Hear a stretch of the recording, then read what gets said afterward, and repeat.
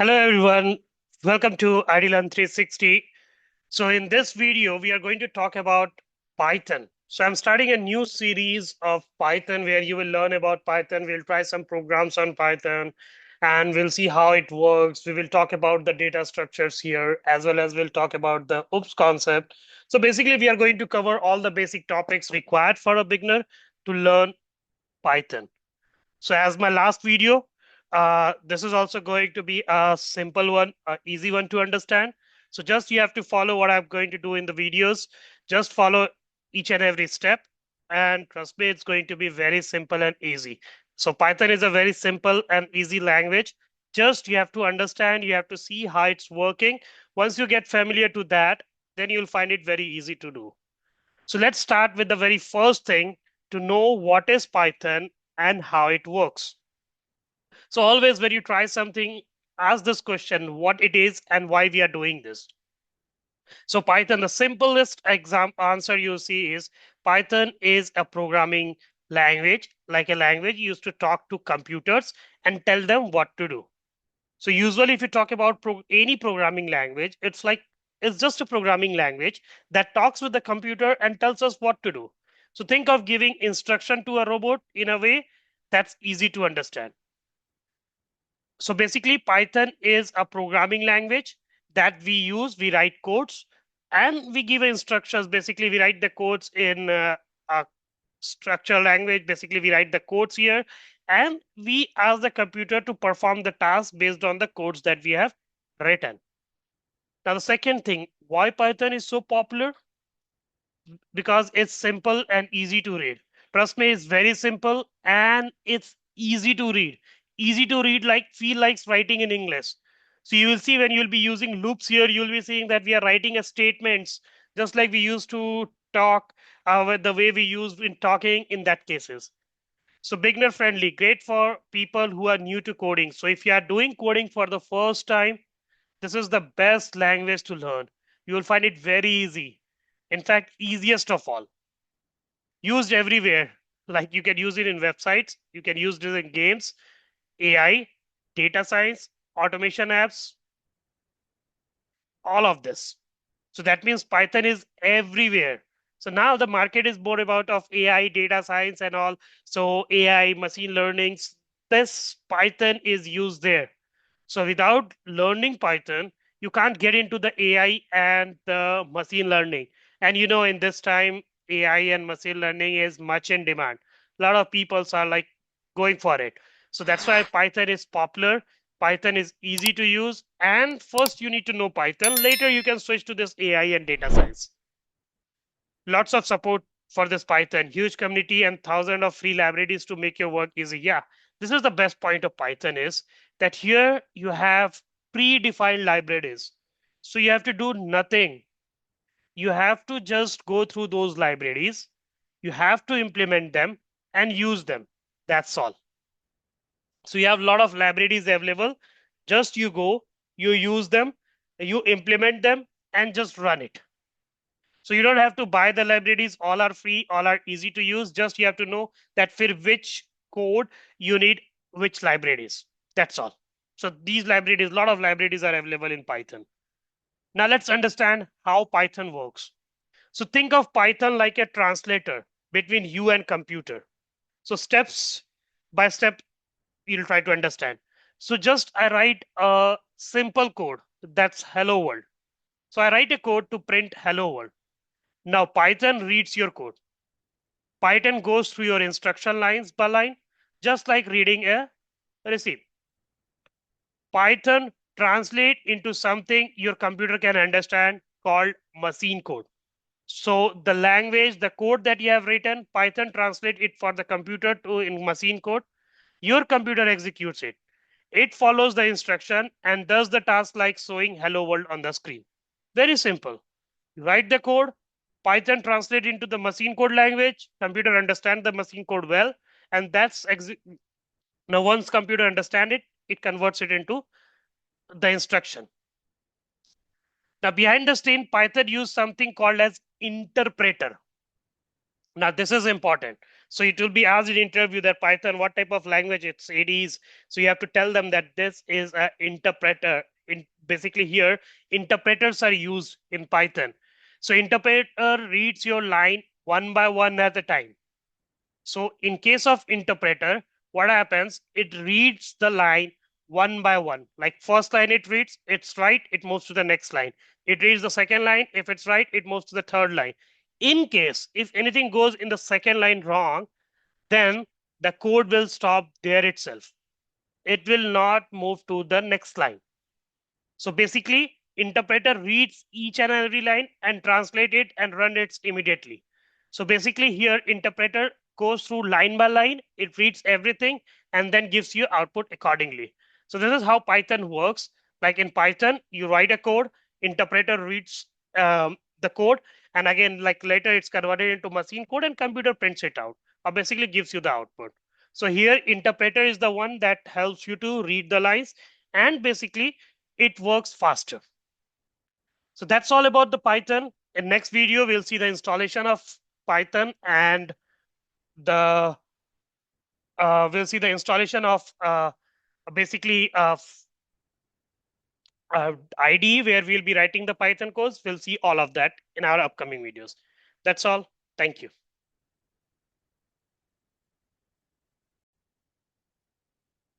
Hello everyone. Welcome to our next video. In this video, we'll see how to install Python. So in our last video, we talked about Selenium and we discussed how Selenium is helpful in Python. Now, first let's install Python in our system. So these are the steps basically that you have to go through for the installation purpose. So very first thing it says visit the official website, that is the link is here. So however, hover over the download tab and drop menu will appear. For Windows, Python will often display a button suggesting the best version to download. Click on the button to download the latest version of Python. So when I click on this, it takes us here.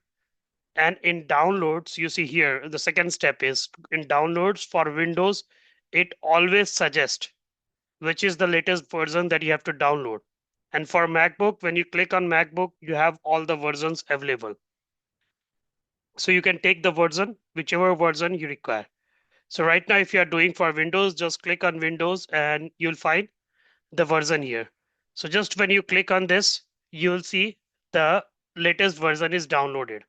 Now, I would say download the latest version always. Now, why to download the latest version always? So here it says like in future when you'll be installing pip. So pip is basically keyword that's used to is basically used for installing the Python packages. So we use this pip keyword. So we have to install the pip too. But it says that pip is Python package installer and should come installed with Python version 3.4 and above. So if you are using pip, so if you don't want to install pip separately, then in that case, you need to download the Python latest version that's greater than, the version should be greater than 3.4. Right now the version is 3.13. That's greater than 3.4. So if in this version you will see the pip comes by itself, or else you have to go and install pip separately. We'll see that in the steps there. First, let's see how to do the installation. So when I do this, here you go to downloads, and in downloads, basically you'll find this Python, this one. So when you double click on this, so you will get an option to install now. Here you have install now. So this is the location where you have to install the Python. So basically you don't go with the customized installation path because it's better you go. Now you see it says includes ideally basically the platform where you can run Python, pip and documentation. So it include these two things when you are installing pip. Okay. But you're installing Python basically. So these two things are already added. Now in my case, it's already installed. So the installation is very easy. Just when you click on install now, the Python will install. And just at last, you will get an option to close. Now in this case of Python, you don't need to set the path of the environments and all that we used to do in Java, because Python itself reads the takes set the environment path and all. So basically, it's very simple. Just click on install now. When you click, and by itself the Python will install, and at last you'll have the close button. That means you will see the Python is installed. So here, once the Python is installed, just to check that Python is installed properly, or the Python is there in your system, you need to, after it's downloading, now you see double click and click installer. The first installer window makes add this path be installed now. So these options you have to do and it will be done. So just to check that Python is installed in your system or not, what you have to do basically is you have to just go to the search bar and open the command prompt, that is CMD. Do here and just write Python double dash version. When you do this, you get the version installed. So right now, though I've downloaded 1.3.13, but in my case, it's when I installed it was 3.11.5. So the version, it shows the version of Python. If you are seeing the version of Python, that means Python is already it's already installed. Now the second step, what you will see here is that the pip. So just to see that pip is installed, you write pip again double dash version. Now this pip is important because in future when you'll be installing the Selenium packages and all, this pip is needed. So when you do this, this will show you the version of pip 2. So this pip version is installed. That's the latest version it had when we were installing Python. So these two things comes together, and also it's showing the location where this pip is available.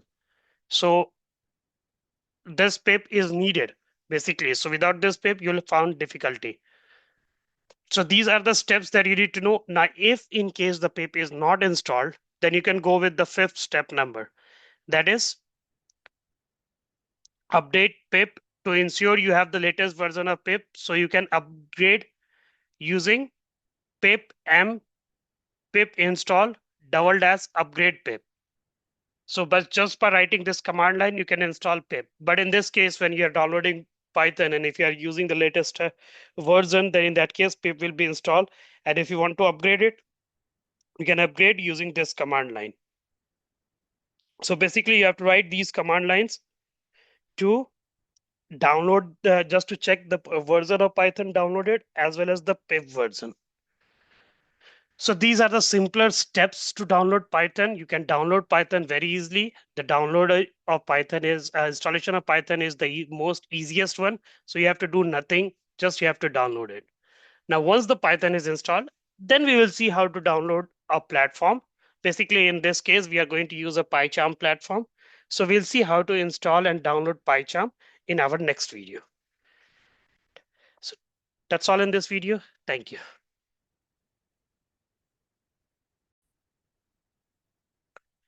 Hey guys, welcome back. In this video, we are going to see how to install PyCharm in Windows. So basically, PyCharm is a platform where we are going to write codes, the Python codes, or you say the Selenium codes. We are going to write it down here. And this is basically a ID that stands for Integrated Development Environment.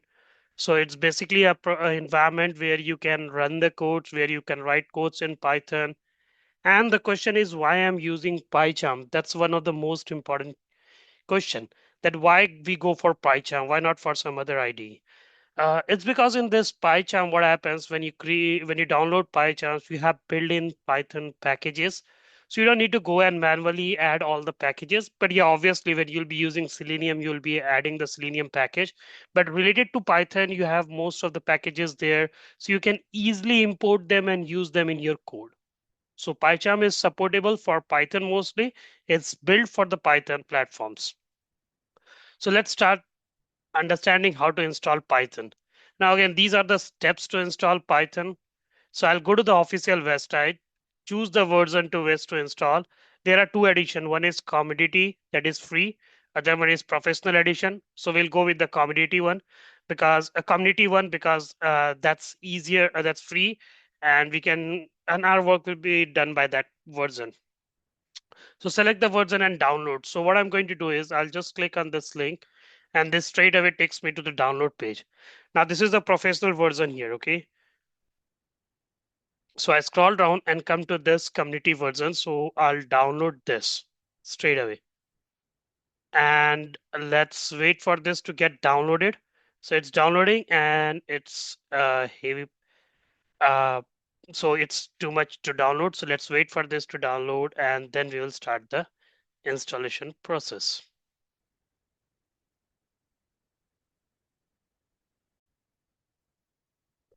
Now that my version is installed, basically it's downloaded, sorry.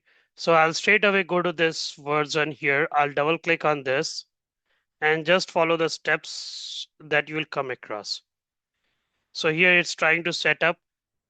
Now, if the screen goes blank, then it asks for a permission and I give the permission as yes. Then I do next.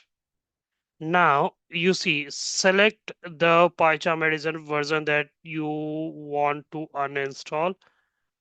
Like before I had a older version, so I'm uninstalling it silently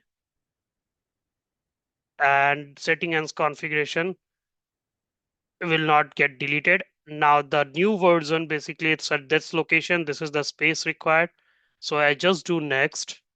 Now here I'm going to add the desktop. Now the next thing you need to add py. Basically when you create a file, this thing will be there, and also add this bin folder to the path. This is also required. Now the next thing I do next and I do install. So the installations are very easy. So you don't have to worry of this installation thing. Now this is installing. So just you have to select few options and then do click the install button. So basically it will go to the version, it will go to the location that's mentioned in the C drive. So at that location, you can go and find your PyCharm. Now this installation will take some time. That's few minutes of time it will take. Now these steps are already written here. So after downloading, what's the next step? Once the version is done, double click execute your file to install, follow the prompts, choose the installation directory. If you want to install it somewhere other than the default location, you can select the checkbox to create desktop, makes your add folder as project content. These are added .py association with ensure that this is added with PyCharm, and then click the install button. So that's the step that you have to perform to do installation. Now, right now, I'll wait till this is installed.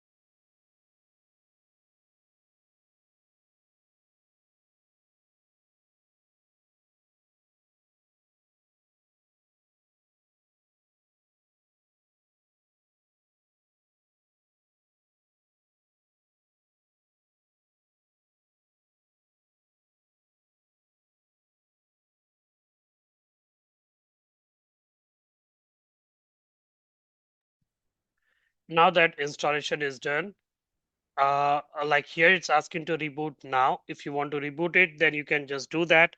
I want to do it manually later, so I'll do finish. So once this is done, then that particular PyCharm is installed and it's there in my desktop. So now I'll straight away move to my desktop, and here you see PyCharm Community Edition. So I just click on this.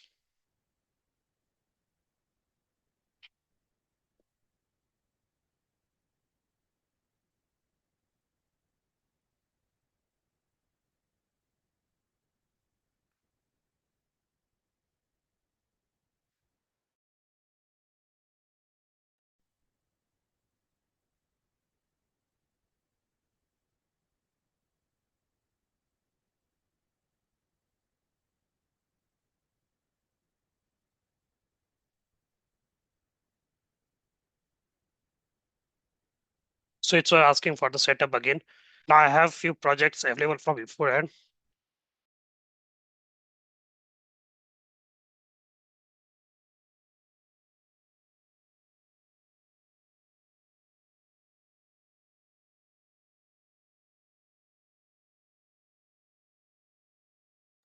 Now, if you are installing for the first time, you will get certain themes to select. You can select the themes, and then for the first time, you have to create a project. So to create a project, the simplest option is from file, go to new project and click on this new project. And here, just give the project name. Like in our case, we are going to give the project name as QA Selenium Sessions. So this is the project step name that I've given. Now, along with this, the version.exe file will add. You just need to do create. And if you want to open in this window, then just click on this window or click on new window. So new one will open. So I want to open in this window itself. So now you see a project is built here and it will add all the files required by default to this project. Now, once I've created this project, basically the jar files or the files that you are seeing it's added here, that's mostly related to the Python. So we don't have anything related to Selenium here. If whatever you'll find here is all related to Python. So a project is built, the PyCharm is installed. After all of this, in the next video, we'll see how to add the Selenium files or how to, what steps we have to do just to add Selenium to our project. I hope the steps are quite clear and the steps were very simple. So see you in next video. Till then, bye-bye. Thank you.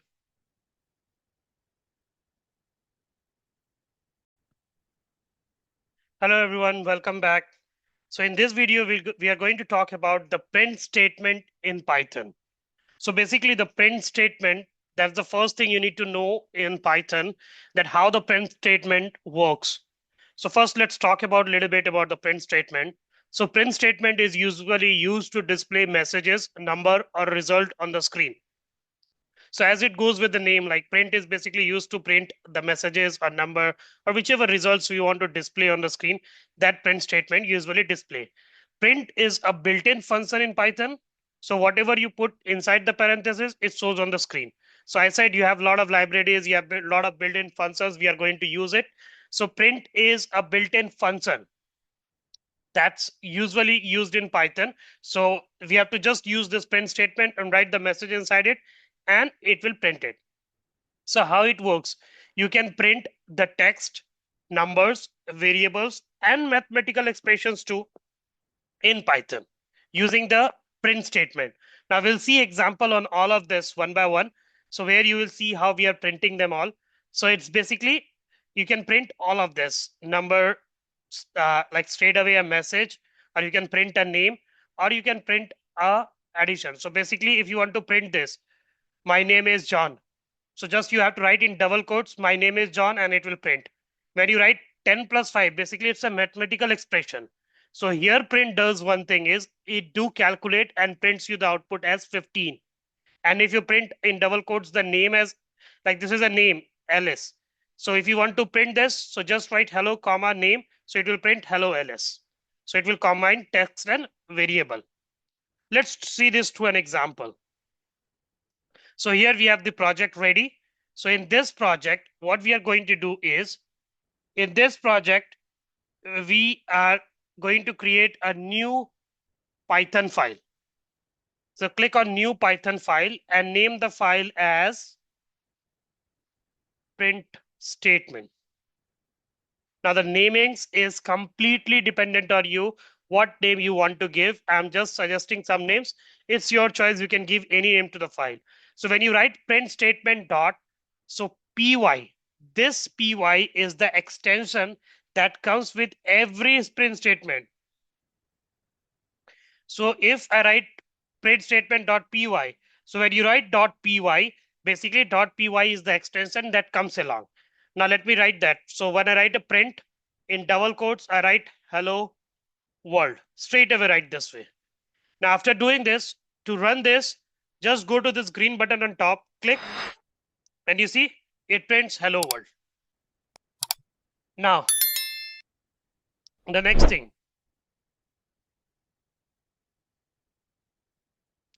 the next statement is, again, I'll write print 10 plus 5. So I have just passed a random value 10 plus 5. And when I run this, it gives me the output as 15. So it does the calculation and gives me the expected output because it assumes this as a number and this as a number. Now, if I define a name is equals to, and I give a name as Alice, and then I write print, and in print I write my name is comma and name name. Sorry, my name is double quotes ends here, give comma and write the variable. Now when you do this, save and run, so you see it prints the statement. So remember from here that whatever you write inside double quotes, that becomes a statement. So it print it as it is. My name is, it prints the same statement here as it is.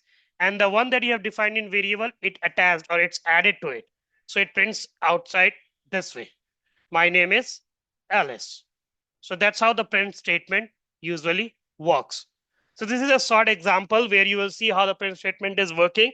Why I talked about this print statement and why I sort of separate examples on this is because in real time situation, you're going to use a lot of this. So it's necessary to understand how the print statement is working and how it functions. So that's all in this section. See you in next section, the new topic. Thank you. Hello, everyone. In this section, we'll talk about input in Python. So input is basically a method in Python that takes the values from the users. It means like we provide the value to this input in Python. So input function in Python is used to take input from the user via the keyboard. It reads a line of text entered by the user and return it as a string. So you can prompt the user with a message by passing an input to a string. So the first thing input says that when you take the value in input, it takes the value in form of string. So it's like in input, always the prompt that you entered that will be in form of string. Let's see this through an example, how it works. So like I want to take a name of user. So first I will write name, again this input method, and here I'll enter the message, enter the name, fine. And then I'll say print name, very simple. So when you run this code, this says enter the name, and here you have to enter the name, and then it will print you the name in the next line. This is how the input method takes, and remember this input method always takes the value as string. So if you have to enter any other value like integer, you have to write int and give this parameter bracket, and inside this bracket you have to write input, enter the like here I'll say I'll change this variable to age.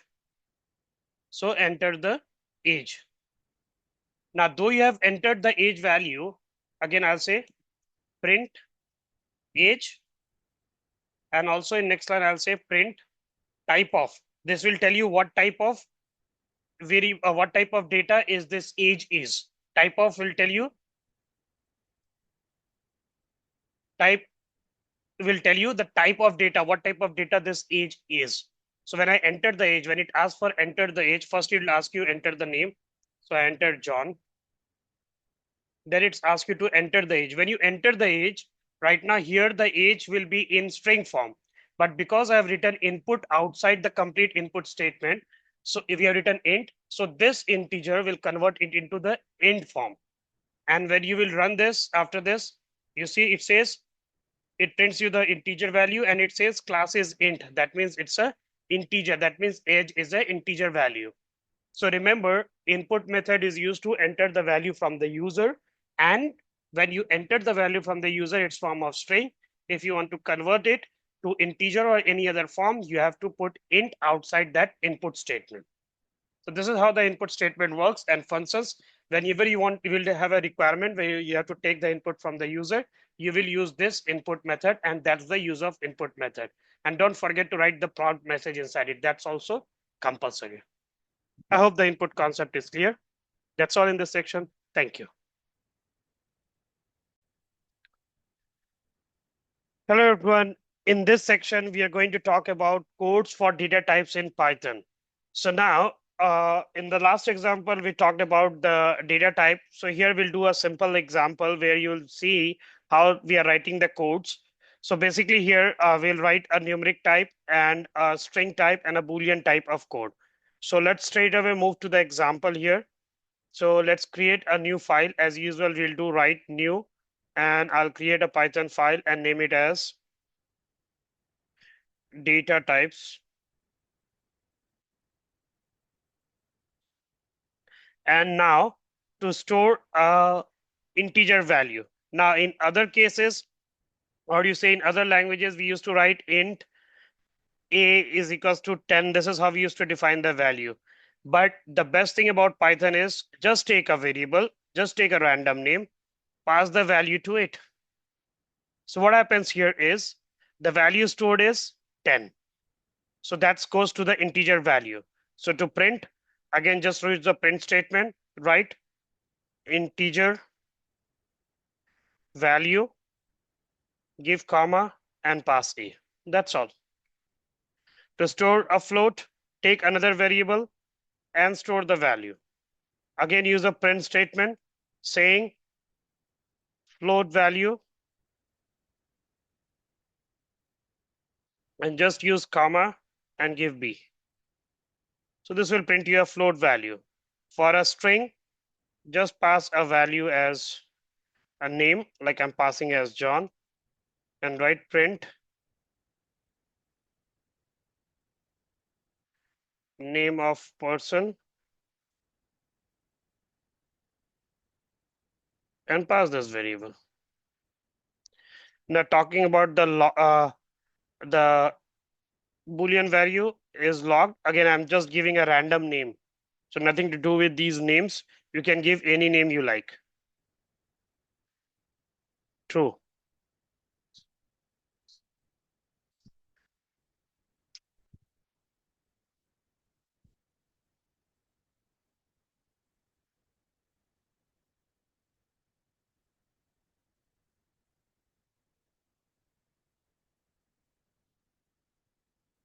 We'll write true. That's all. Write print Boolean value and give the Boolean value. That's it. Done. Now just you print them. So you see, get the integer value as 10, float value as this, name of the person John, and Boolean value is true. So this is how we initialize or we pass a value to a particular variable defining the data type. So it's very simple.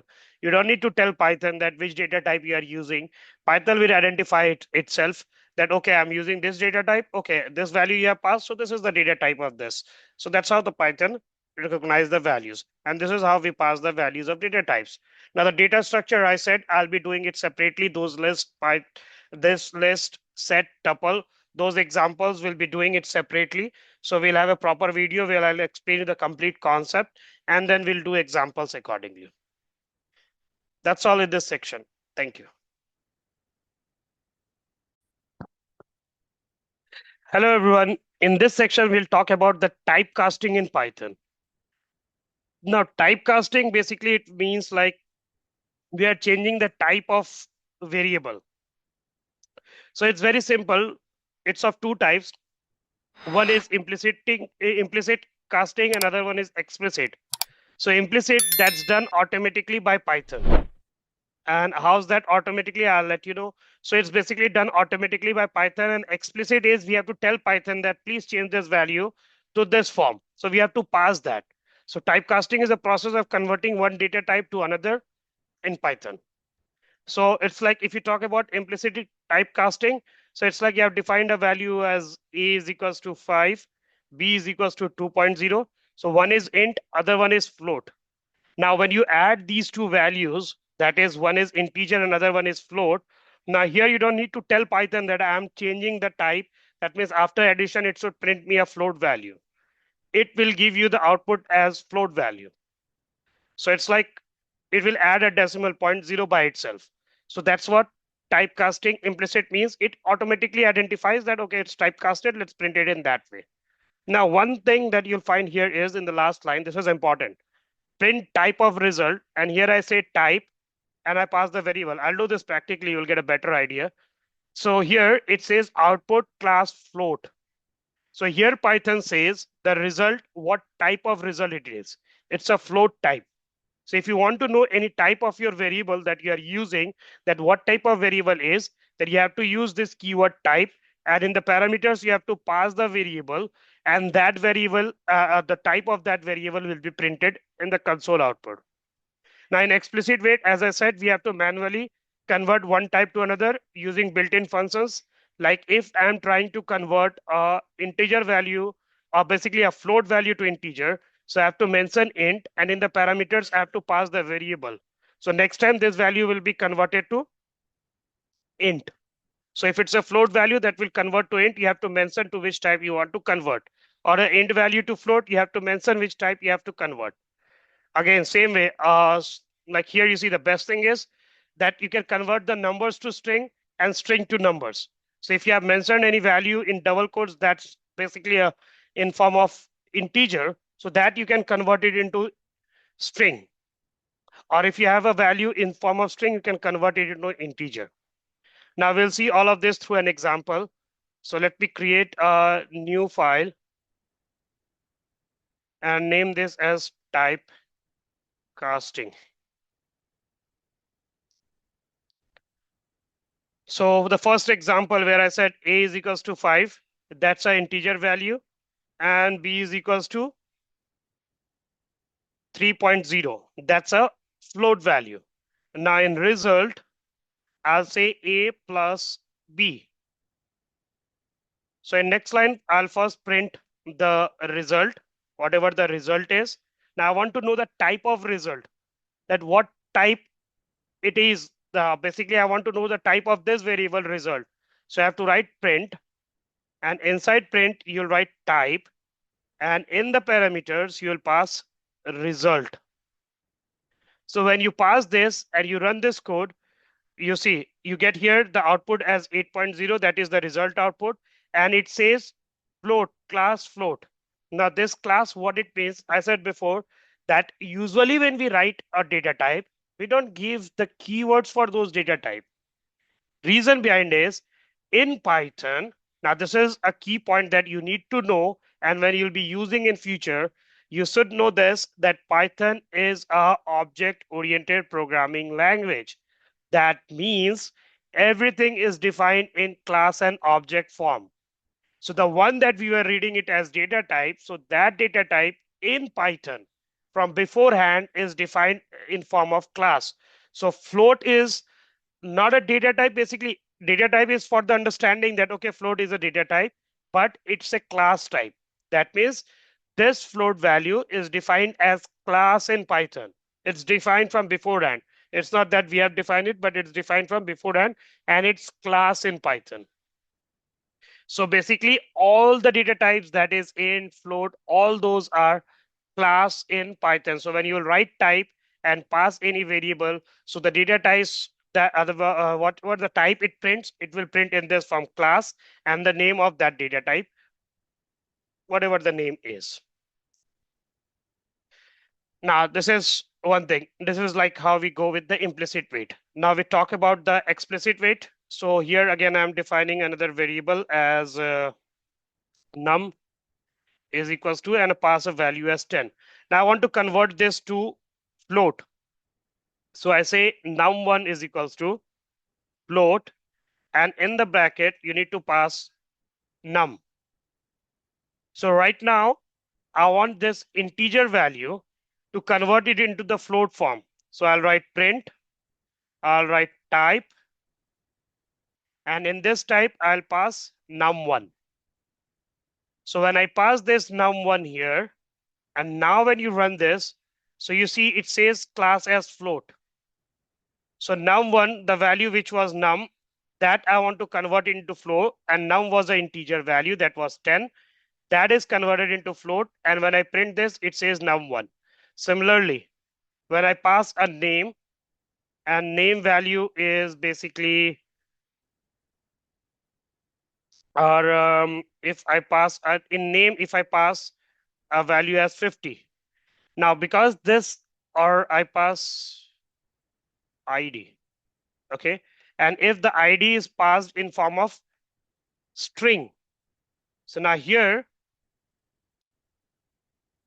convert this ID.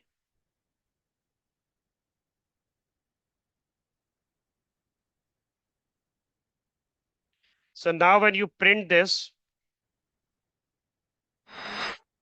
you see, it will print you as an integer value, no double quotes here. Similarly, if I do print a value as 50, that's an integer value. Now I want to convert it into string. So I write str and pass the integer value. Now when I print this, so this will print in form of string.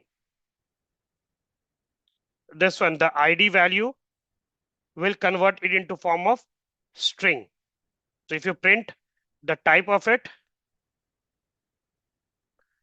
the type of new ID, so it says class string. So I guess this example is good enough to understand the implicit wait and the explicit wait. So this is the place where we are doing explicit wait. We are telling the Python to convert that variable into this specific form. And in this case, Python itself understand and we do convert, print it and the expected output. So we can do change the values in the way we want in both the ways.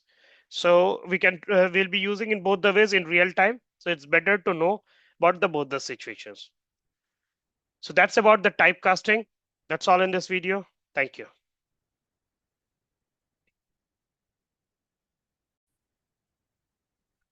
Hello, everyone. In this section, we'll talk about the arithmetic operators in Python. So these are the arithmetic operators like plus, minus, the star, the asterisk sign is for multiplication. This one is for division.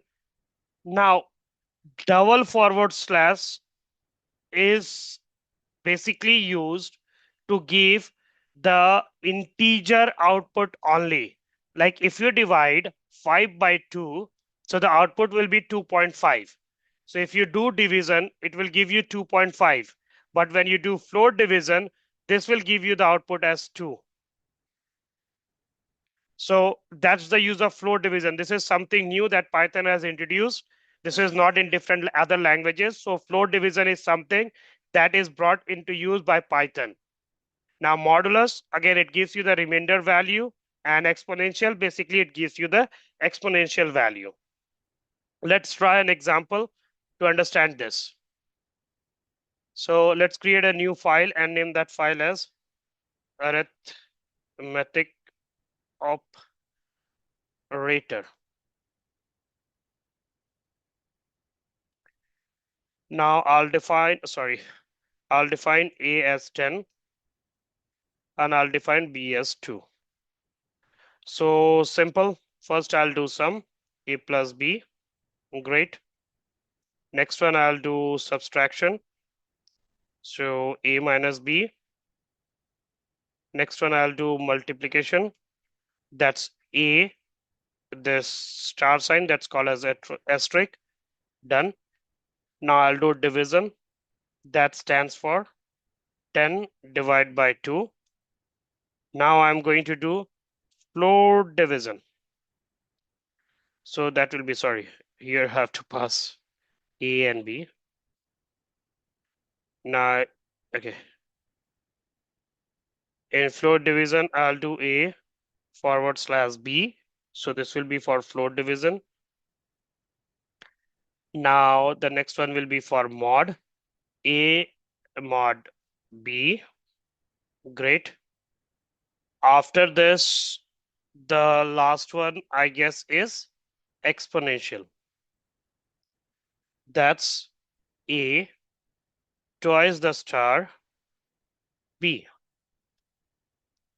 Now let's print them all. Print first one for sum.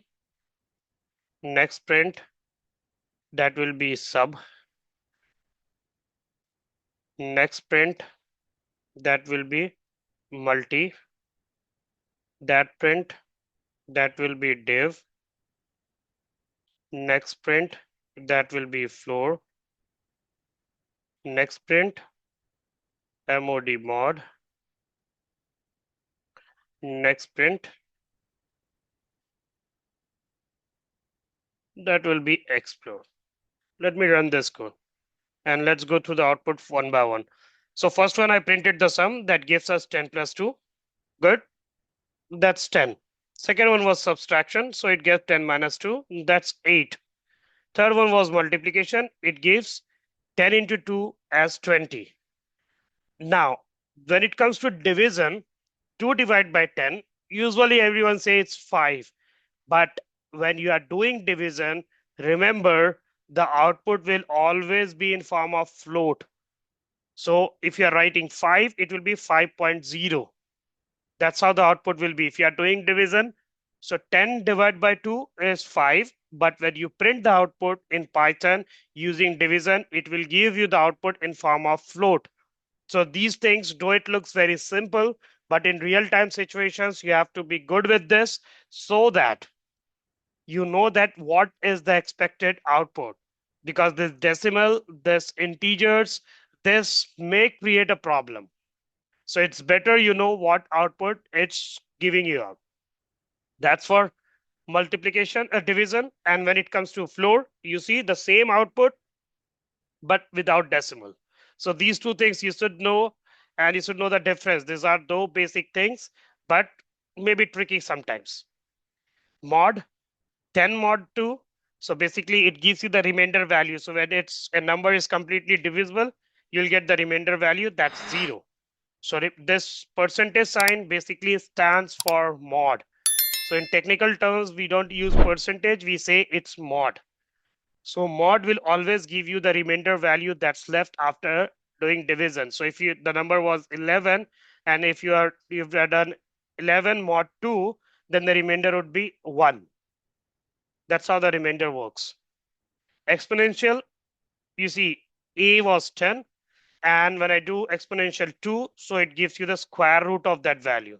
That's 100. That's how it works. So this is the different types of arithmetic operators that you'll be using in real time, and this is how it's functioning. That's all in this section. Thank you. Welcome back. In this section, we are going to talk about another type of operators, and this operator is a relational operators. Now, relational operators are basically those operators that's used for comparing the values. So these are the different operators. Basically, the double equals to sign, this you need to know. The single equals to sign is used to initialize the value. The double equals to sign is used to compare two values. So if two values are equal, we will use double equals to sign that will help you to compare the value. Now, if the values are not equal, then you will use not sign and then equals to. So not equals to is used for that. Again, the greater than sign for greater value, less than for less, and greater than equals to, basically that's used if the value is either one of this is true, either if it's greater than or is it equals to. If any one of the condition is satisfied, then you will get the true output. If not, in the other one, just like the same with else and equals to, if one of the condition is true, then you will get the expected output.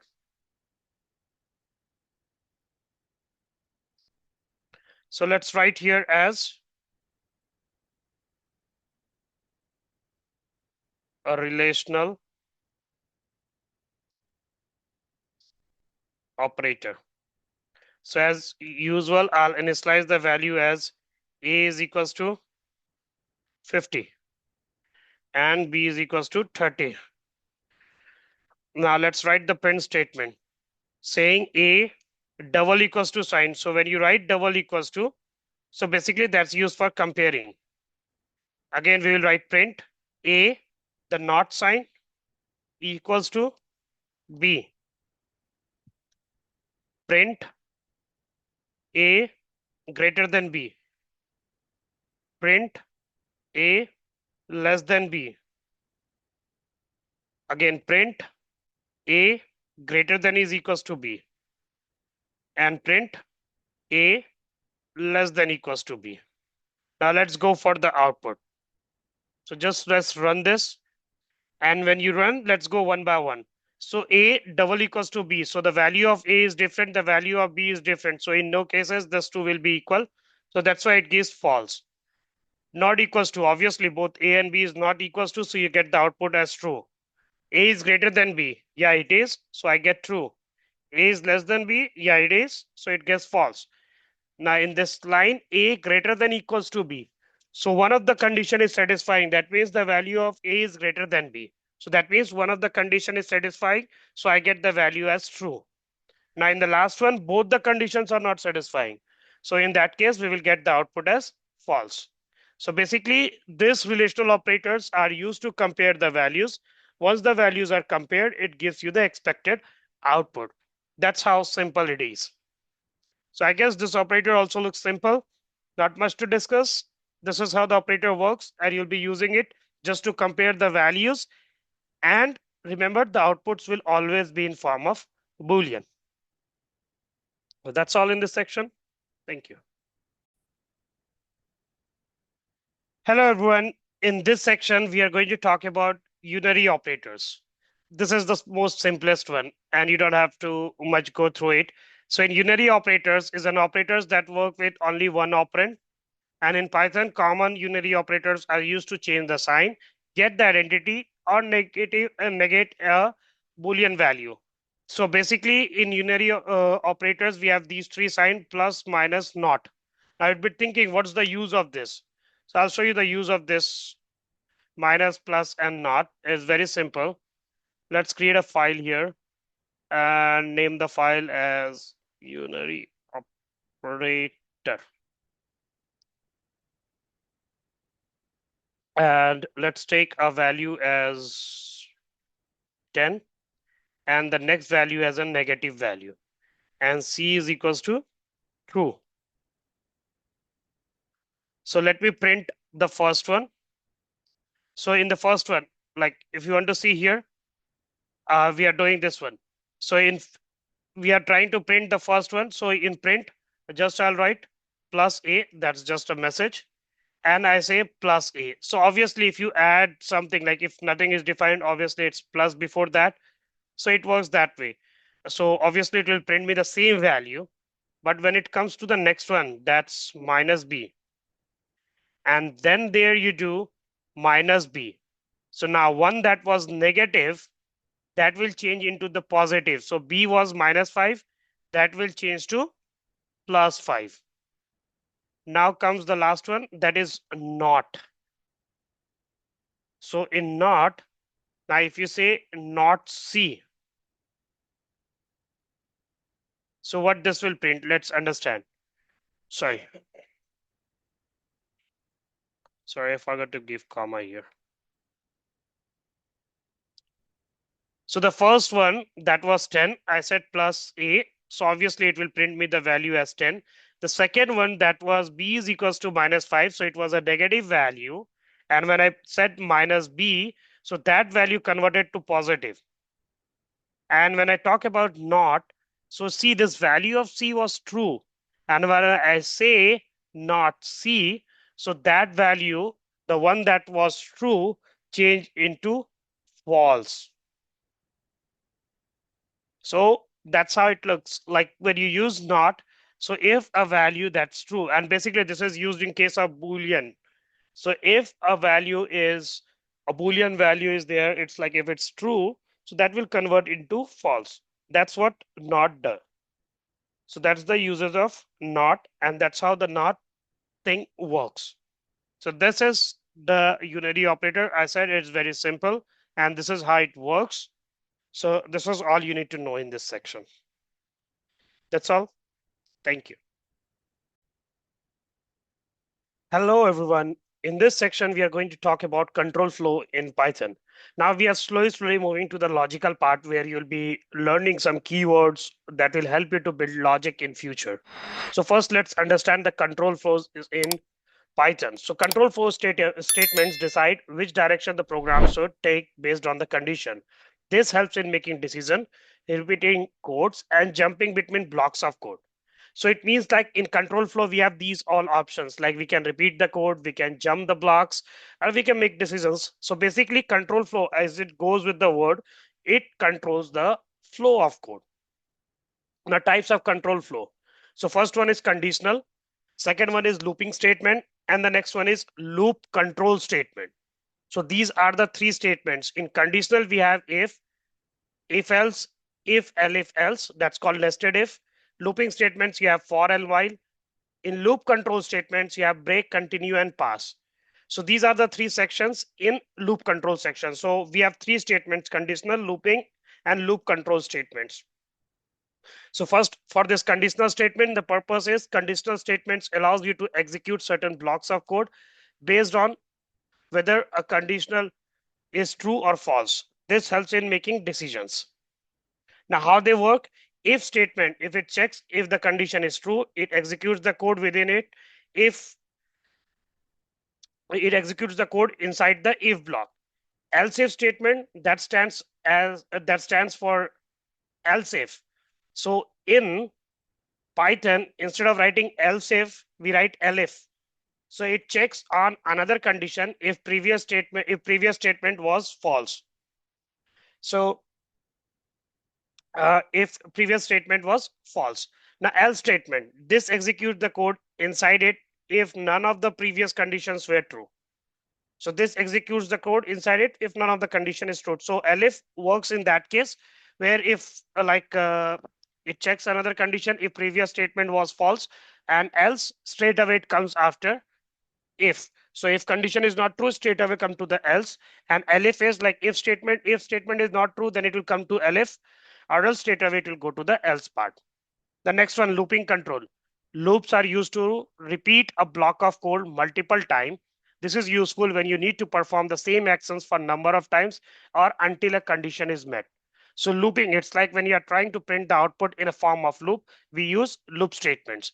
So there are two types of for loop, and one is while loop, used to iterate over a sequence or other iterable objects. It repeats the block of code for each items in a sequence. So for loop basically it keeps you in a loop form, basically to execute a particular sequence till the block of code is executed. Now all of this we will see an examples related to all these topics, so don't worry, right now I'm just giving an overview. In upcoming lectures we'll talk about the each and every sections. Now, when you talk about loop control statements, so there are three statements. One is break, another one is continue, and the pass. So break statement, it used to exit the loop immediately, even if the condition is true or the sequence is not finished. So at any point, if you say break in Python, that means the code will break there itself. Continue, this statement is used to skip the current iteration and move to the next one in the loop. So continue is like, okay, something you have been satisfied or you want to move to the next statement, then we use continue. And pass, the pass statement is a placeholder that does nothing. It's used when a statement is required syntactically, but you don't want to write any code yet. So just like if you don't want to write any code, you want to pass the state of your code, or just you want to pass the statement, we use this pass keyword. So we'll see example for this too: break, continue, and pass. All these three sections, we'll see an example for this. So these are different loop controls, and this is an overview of all the um, conditional state control flow statements. I hope it's clear. Now in next section, we'll see examples related to each and every sections. That's all in this video. Thank you. Hello, everyone. In the last section, we talked about the if else in Python. Now we'll talk about nested if else in Python. So nested if else in Python is, again, it's similar to the if else condition. So we'll see how it works. So nested if else is an if else statement inside another if or else block. It allows you to check multiple conditions that depends on one another. So basically here what happens, you write a if condition, and if like you have multiple options where you want to go for multiple if conditions. So that means if first one is not satisfying, I want to move to the second one. If second one is not satisfying, I'll move to the third one. So basically, when you are using multiple if for the same scenario or for the same requirement, we call it as nested if. So why we use when one decision depends on the results of another, and to handle multiple layer of condition, like one condition again second condition third condition, useful in real life situations like grading systems, logic, login validations. In these type of situations, basically you use nested if. This is how it is. One if condition you have written, below that you'll write another if condition. If this is fine, then this is else. For you will have an else condition, basically for the first if, again else for the second if. So basically that's how it works. So for every if you will have a else condition. If you want, for every if condition you can write a specific else condition, and that also all this will be doing in same program. Now let's understand. This is one of the scenario. Basically this is a real-time problem. So a school wants to build a program that accepts a student marks.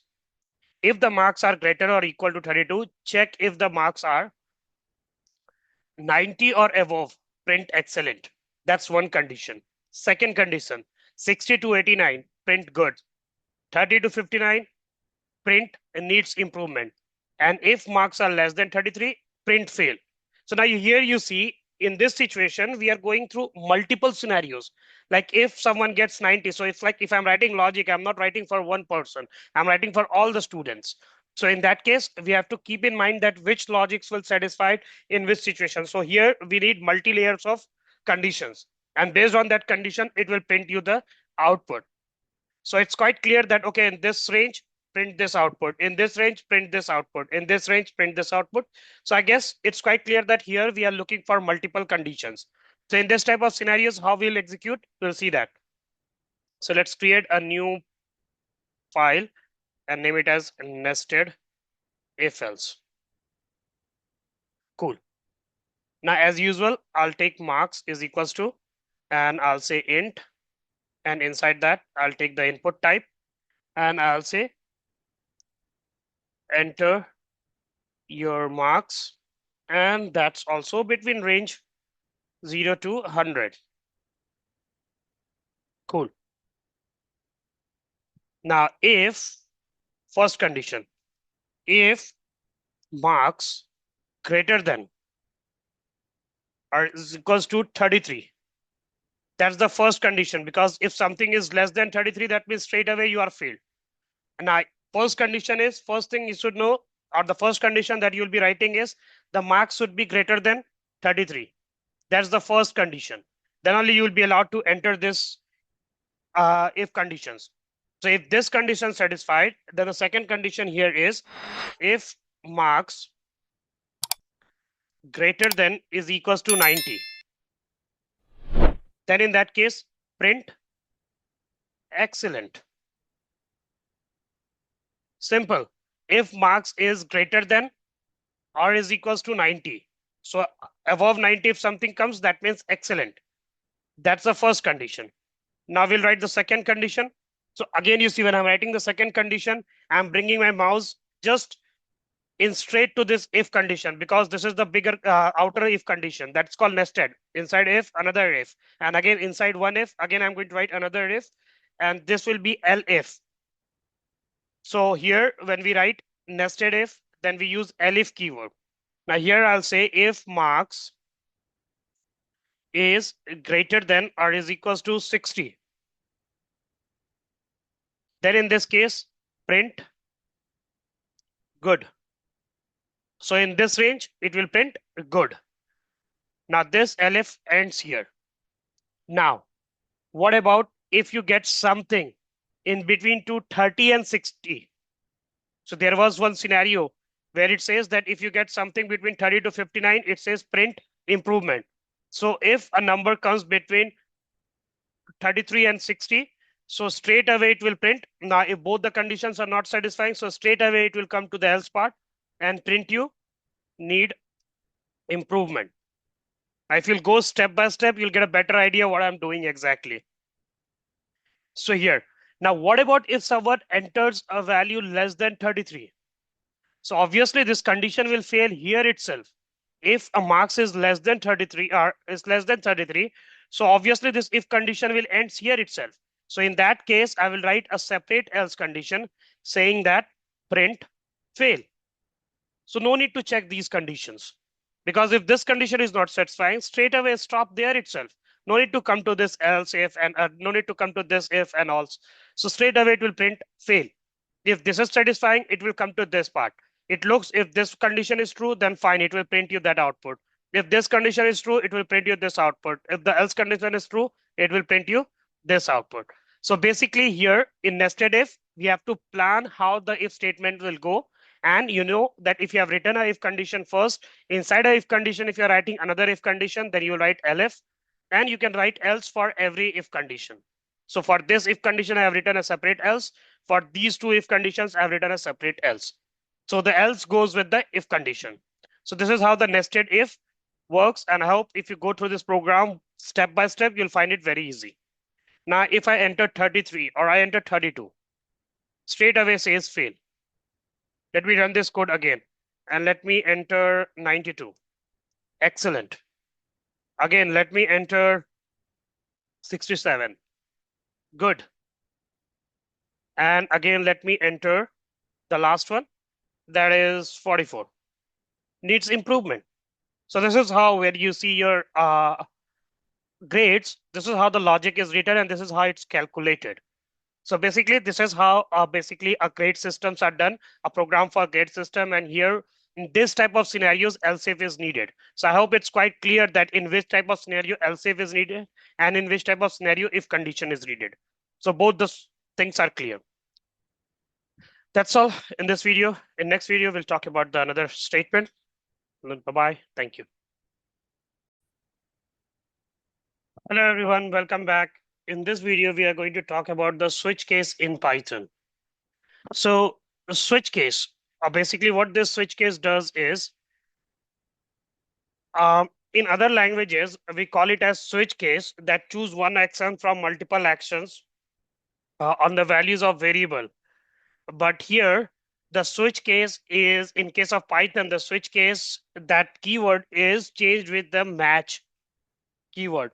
So here it's not switch case, it's match. So Python doesn't have a built-in switch case statement, but you can see, but you can use. So match case in the Python greater than 3.10 in new pattern matching, match is the keyword that's used for switch case. So let's understand a scenario that we will try. We'll practice a program on this using the switch case. So we are building a scheduler that tells user that what to do based on the days of the week. So if you input a number between 1 to 7, so it will give you the days accordingly. So it should be like, first when you enter 1, you should get Monday, 2 then Tuesday, 3 then Wednesday, 4 Thursday, 5 Friday, 6 Saturday, and 7 Sunday. And if in case you pass any other number, so you should get the output as invalid day. So let's create a new program for this and name the file as switch case. So again, as usual, I'll say day. I'll take from the user int, and inside this input. And here I'll say enter the day of the week. Okay, now here, instead of using the switch keyword, we will use the keyword as match, and I'll say day. So first case, I will write case 1, and I'll say, sorry, it's case 1, C caps. Sorry, C will be in small, space 1. Now I'll write a print statement.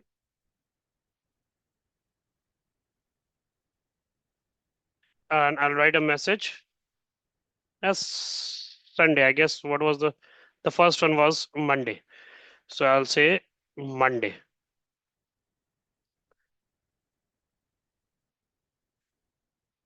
Again, after this, the second day will be like, similarly, the second case, you'll write case 2, and that will be print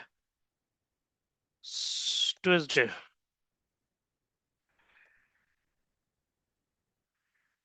case 3. That's very simple. And write print, sorry, case 3, and again print Wednesday. Now you see I'm starting the case from the beginning, and then I say again print, and again I give the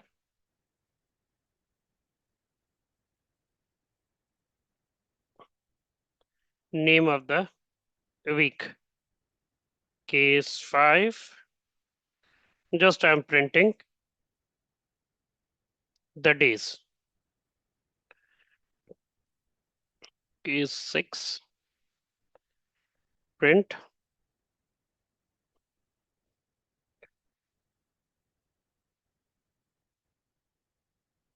case 7, and this will print Sunday. Great. Now comes the last one. Here I'll say case and give underscore sign, and now I'll say print invalid day. Now whichever case number you will pass, it will go to that particular case and it will execute that case. Like if I pass the case number 8, it says invalid day. If I pass the case number as 5, then it gives me Friday. So this is how simple it is. Just you tell that just take the input, write the case, use the keyword match, and again inside that match, write all the cases. Now, if like the number matches with the input that you have given, then fine, well and good. If it's not matching, then at that place itself, basically at that place itself, the case will dismiss and it will print the invalid days. So I guess it's very simple. And this is how we use the switch case in Python.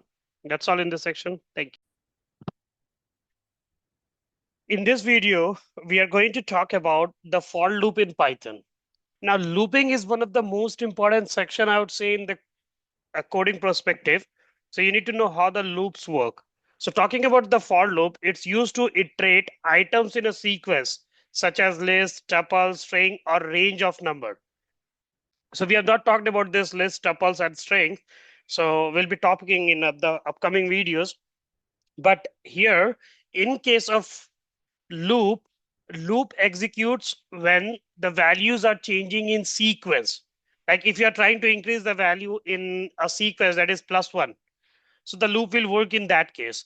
So where there is a sequence in execution, we can use for loop. It tells you to run same blocks of code multiple times, once for each item in sequence. So how loop works? Python picks one item from the sequence at a time, assign it to the variable, runs the code block, repeats until the sequence is finished. So basically Python picks item in the sequence at a time, assign it to the variable and runs the code block. So basically if you see here, this is a simple example saying that print each student name from a class list. So if this is a list of students, so here the indexes, basically the indexing part is in this form 0, 0, 0, 1, 0, 2, 0, 3. So just to get these values, we have to go through the indexing. So knowing that these indexes increase by +1 every time, so if I want to print these values, I can print them easily. So that means the indexes are increasing in a sequence. So I can easily print them out. Now I'll show you through code. So let me create a new file saying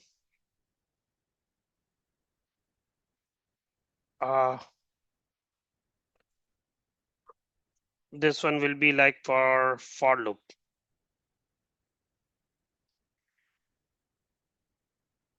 So let me define a group of students is like this John,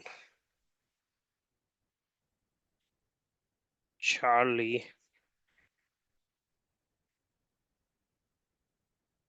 Joe. So these are the list of students. Now there are two ways of using for loop. Now here I'm using for loop. So student is already defined for a list of students. So a variable is already defined with student. So when we come to the for loop, we define a different variable and we say in students. So this means the values in students, that means here that is passed on to the student. So all the values in students will go to student. And here, if I want to print them, so just have to write student.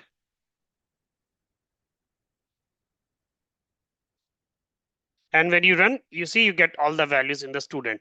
So this is one way when you have bulk of values and you want to print them all. So it's like you have to pass the variable. That means you have to create a separate variable for this particular student. And in that student, just you will use the print statement and that student will pass. The other way to do is for, you can say X in range, and you mention the range 1 to 6. And then you say print X. So now when you run this code, you see it's giving you the values in range. So you see in this range, what happens? If I say 1 to 6, so 1, 2, 3, 4, 5, it prints the 5 value. The last one that's mentioned as 6, that one it will not take. So the last value it will not take, it will take less than 1, less than the last value, less than 1, the last value. If 6, then it will take 5. So these are two ways of writing for loop by just putting the range. When you put the range, it prints the value according to the range. And when you have bulk of data, then in this way you can try the for loops. So it's like creating a separate variable for the for loop, and the one that's defined from beforehand that is passed here. And in print statement, I'll use the variable created for the for loop. So for loop basically it's used for printing. Now this, if you see, it's printing the values in sequence till the condition is satisfying. That means I want the values from 1 to 6. That means condition is satisfied till the 5th range. So it's printing all the values till 5th. So I hope this looping concept is clear. Now later when you'll be using in real times, you'll get more idea about this. This is an overview, and this is how the for loop works in Python. So this is very easy. So that's all in this section. In next section, we'll talk about the list, tuples, and the sets. Thank you. Hello, everyone. Welcome back. In this video, we are going to talk about defining and calling functions in Python. So we'll talk about the functions and method in Python. We'll see what exactly it is, and we'll see how to define and call the functions and method. So in Python, function is a block that performs specific tasks and can be reused through programs. Functions helps make code modular, easier to read, and more manageable. So basically, if you have a function, you can add a code there inside the function. You can reuse it as many times you want, and this becomes easier to read and understand. And in fact, the code is managed. Now, how a function is defined. This is very important. You know, if you are defining a function in Python, the first keyword you'll be writing is def. That's the first keyword. After this keyword, you will give the name of function. What will be the name of function? The name of function can be like anything. If you are doing addition, you give the name of function as add. And after that, give the colon sign. That means a function is created. Colon is important. After the function, give this colon sign. So that means a function is created. So this is how you create a function. Inside this colon, now you will be writing, inside this block, you'll be writing your codes. So that's how the function is created, and that's how the function is executing in case of Python. This is how function is created. So def function name, and in parameters, if you want to pass any value, you can pass. So parameters is basically where you can pass or modify the value, and return type. Now return is basically one thing that's, if required, you can use it. In Python, this section is only used when it's required.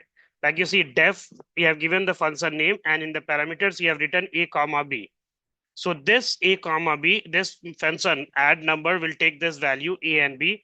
And if in case you want to return this value, then you use this keyword return and then pass the value accordingly. So basically that's the returnable type of function. That's our choice, and that based on only requirement. So that's a clear. In functions, we create two types of functions, one without the return type and the next one with return type using the return keyword. Now we'll see a proper example in functions where you will be using the functions, and you'll get a better idea of how the functions are executed. So this is a bit example explanation of this. So that's all in this section. In next section, we'll see an example on functions. Thank you.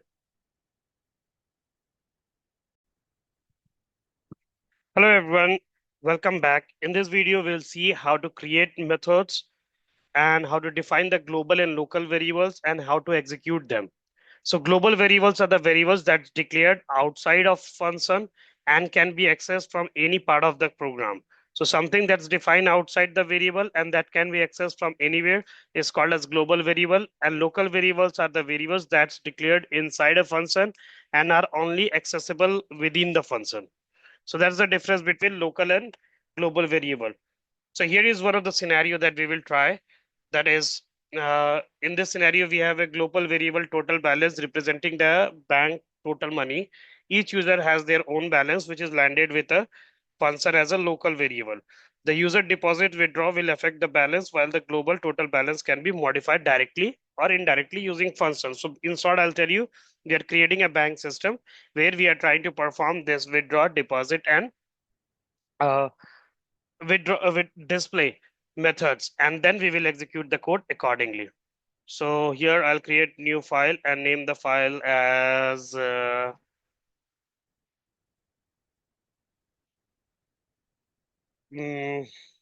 method.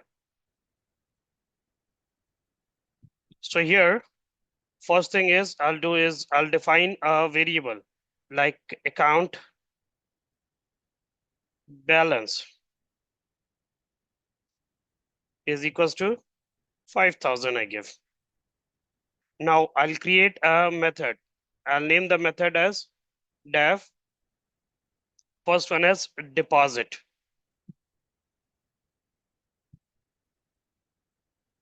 And inside this, now I want to use this account balance. So use this account balance. I have to write this keyword global and I have to say account balance. So that means that account balance is global. Now at the time of deposit, it's obvious that you are going to pass certain amount. So that means an amount will be passed. So whichever amount it pass, that amount I will add to my current account balance. So that's what I'm doing.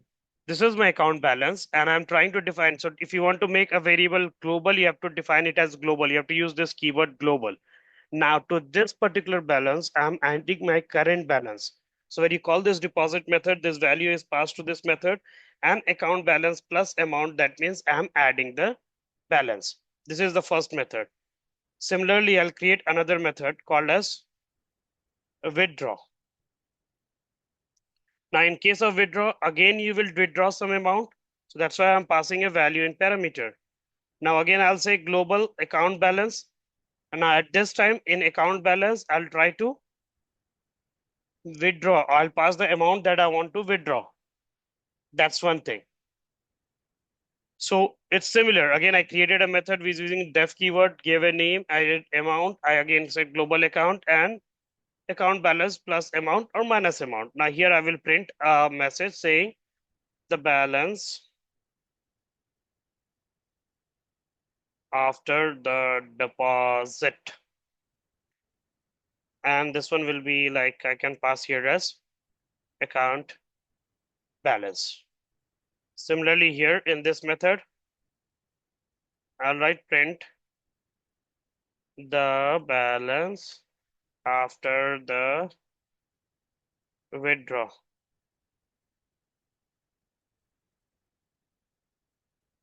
That is account balance again, because that accounts balance, that is one that keeps updating. Now the last method will be def display balance.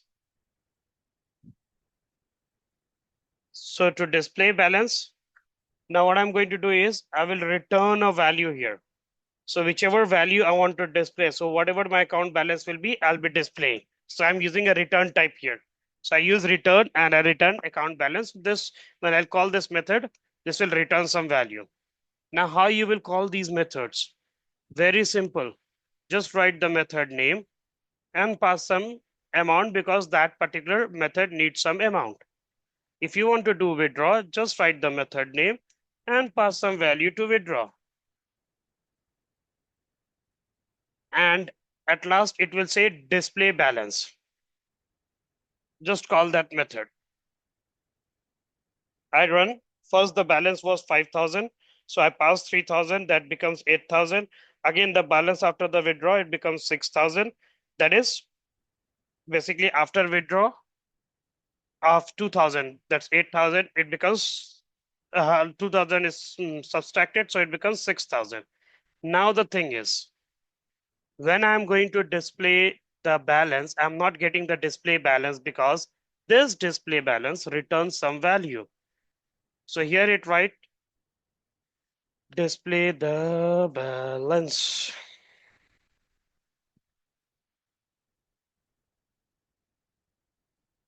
Fine. So let's run this. Display the balance. Now it will display the balance. So when you call the display balance method, it returns some value and we need to display that balance. So that's how it works. So in the methods, this is how we create the methods. This is how we call the methods, and this is how we pass the values to the method. I hope the overview of this method is clear, how the method executes and how it's functioning. So this method we'll be using in our real-time scenarios very regularly. So it's better you go through this, understand it properly. That's all in this section. See you in next video with another topic. Thank you. Hello everyone, welcome back. In this video, we are going to talk about list in Python. So in our last videos, we talked about the looping statements, we talked about how the logic buildings are, as well as we talked about the functions, how to define the local variables, and how to call the methods. We've gone through all of this. Now what we are talking about is mostly the data structure related things, and it's basically list in Python is a dynamic data structure that can store elements of different type, like including integer, string, and even other list. So list is the one of the most commonly used data structure. Dynamic data structure means that you can update or you can change it at regular interval. So list is one of them, that it's more dynamic. It's one of the dynamic element. So basically you can store the elements like integer, string, and even the other list. So it's a ordered and mutable, meaning that the elements can be accessed in order they were added and they can be changed after being created. So in case of list, it's like you can add the datas as well as you can change the data. So basically you can say it's a mutable. That means it's changeable. You can change the values present in list. Now list is defined by placing a sequence of element with square bracket. Now these brackets are very important. So if you talk about the brackets, these brackets plays an important role. Basically, these brackets are the one that help us to identify that what we are talking about. So in data structure, in dynamic data structure, we come across list, set, tuple, and dictionaries. So based on these brackets which we are using, we identify that which bracket belongs to which section. So in list, we use square bracket, and in list, we can store both integer as well as string values. So you see, as example, I've stored like in what variable is defined my list, and in this integer as well as a string value as well as a decimal value. That means a float value. All three types of values are there.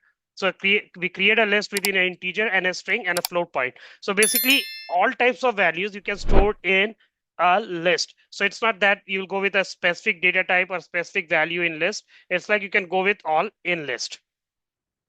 Talking more about the list. So the characteristics of list is it's mutable. Order, the items have a defined order, and that order will not change unless explicitly instructed. So this order will not change till you ask them to change. Access by index. Now here, when we store the values in list and we are trying to access the values in list, we will access them based on the index number. So every list has its own index number, and based on those index number, the elements in the list are accessed. Flexible, the list can hold any type of object and the size of lists can be changed as needed. So the best thing is you can change the values by adding, removing, or changing the elements. You can the orders, basically the orders are fixed. Accessible by index, so based on the index you access the list, and it's flexible. That means The values, the sizes of the list can be changed based on the requirement. Now, these are the common operations on list, like appending. This is used to add a list if you want to add a value. Extending if you want to extend the size of list. Inserting if you want to insert a value at particular location. Removing, like if you want to remove a value from a proper index, then in that case we use this new remove method. Again, sorting if you want, like if a list of values are there and if you want to sort in ascending or descending order, then we use sorting. So we'll see all these methods in our upcoming video. So basically list provides you all these options because it's mutable. So we can apply all these methods on list, and these are the common methods used in list. So in next video, we'll see how we can add, we can use all these methods in the list, and then we'll see an example describing how the list complete process works. So this is just an overview of list. That's all in this section. Thank you.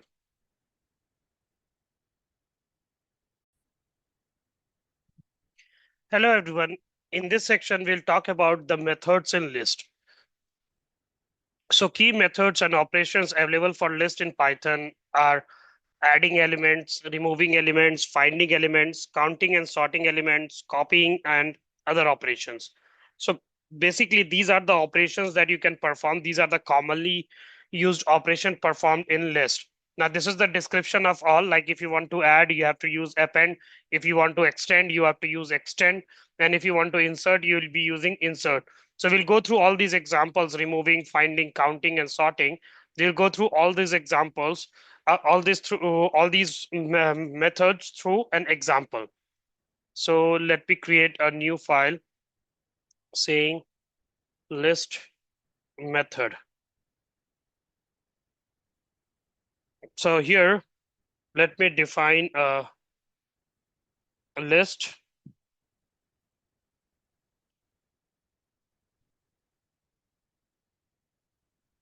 So let me define a list as fruits. Now, when you define list, remember you use the square bracket, and inside fruits, I'll pass the fruit names. Again,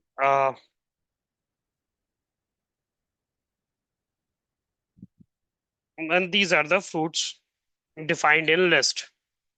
Now, if you want to add a element to the list, you will use fruits dot append. And in this append, you'll say add a fruit. So I'll add a fruit as grapes. Now when I print, sorry. Now just to get the size of this, I'll say fruits dot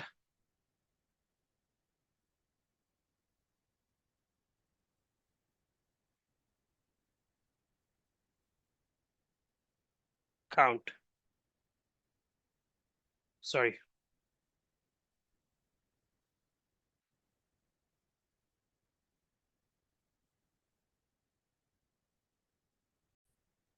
So to get the size, we will use length, and here I'll pass fruits. So in beginning, we have four fruit names. Later, I added one more. Now let me run this, and you see the size changes to 5. So that means it's printing. Basically, it's the size is increasing by 1. So it means that the list which we are adding, or basically if we are adding a value that goes and adds at the end of the, see here, at the end of the list, like apples, banana, cherry, basically these apple was the last one, and at last grapes was added. So basically this is how we add a list, and remember the value goes and add at the list, at the last of the list later. Now if you want to insert a value at a particular location, so I'll say dot insert, and when you say insert, you have to pass the index number. Like a third index, I want to pass a value as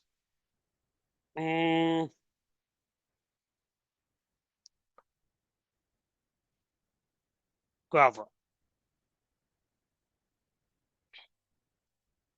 Cool. Now when you print the fruits, you'll see 0, 1, 2, and this is the third index. So after cherry, you will see a value guava is added. So if you want to add a particular index, you need to give the index number at which index you want to add and the value that you want to add. So append, insert, these two is done. Now, if you want to remove a value from here, so use the remove method and pass the value that you want to remove. Again, when you print fruits, you'll see in the last one, guava is removed. So it's very simple. Just use the method, pass the value, and that particular value will be removed from there. Now, if you want to check based on a condition, that means condition, I mean to say that you want to see if in fruits, or you say if apple in fruits, and you say print yes. If this condition is true, print yes. So at last you see it's printing yes because apple is there in the list. Apple is there in the list. So this is how you basically you used to using the if condition, basically you're finding the elements. Now the last one you need to know is copy. So this one is interesting. I say the name is fruits underscore copy is equals to, and fruits is the name of my list and I call the method as copy. So fruits is already a list that is defined from beforehand. Now, instead of creating a new list, what I'm trying to do is I want to pass this list to a new list name that is fruits copy. So here I write print and I say fruits copy. So you see it will print the same value that you have in fruits. So you see this value and the second last value both are same.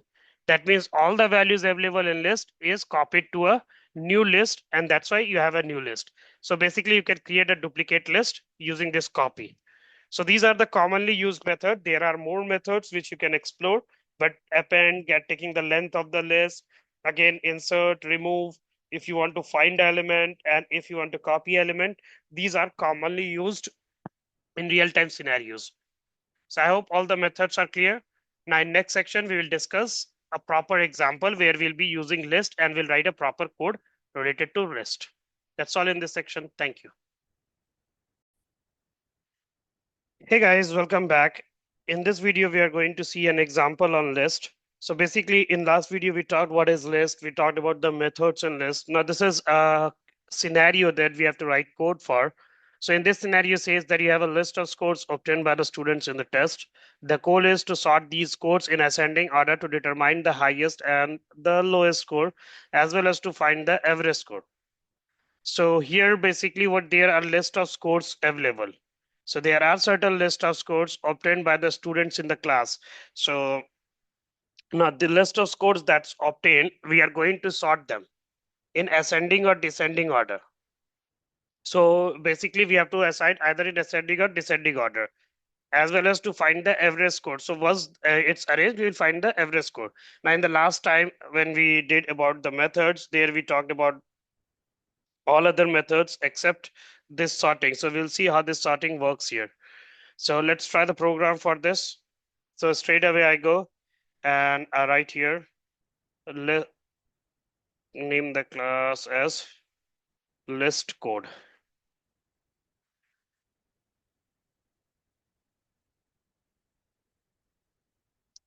So now let's define a list. So how you'll define a list? So I'm taking the scores.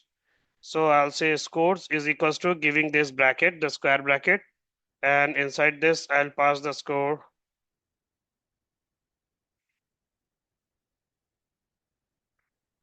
Clear? These are the scores here basically. Now the first thing I have to sort the scores. So I'll write scores dot sort and then print the scores. So when you run this code, you see the scores are sorted from smaller to greater, that is in ascending order. So basically here, By default, if you say dot sort, so basically you see the values are sorted, while smaller values are first and the greater values are later. So basically these are sorted. Now, once the values are sorted, you have to find, according to the requirement, the lowest score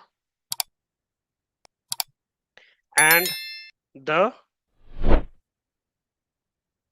highest score, both. So lowest score will be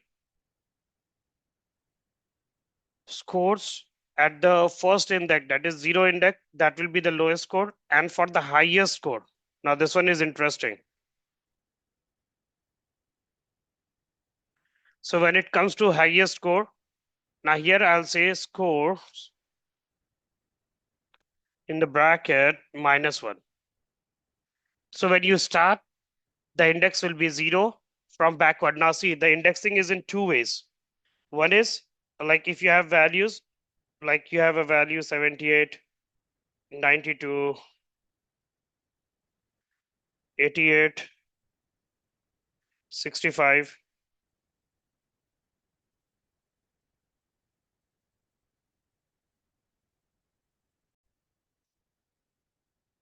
The next value is 65, 43, and 42.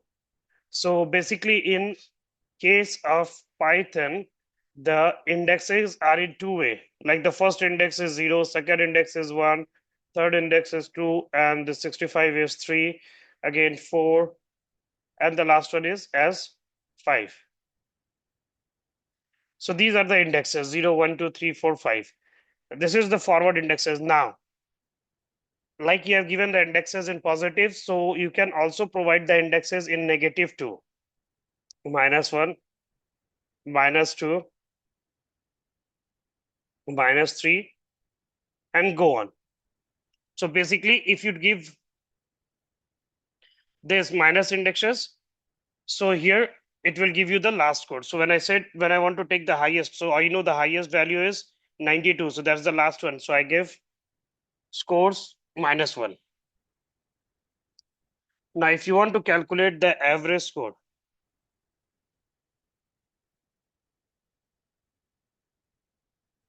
is equals to sum, and in sum, you pass the scores. So basically it will add all the scores by length of scores. That's how we do average.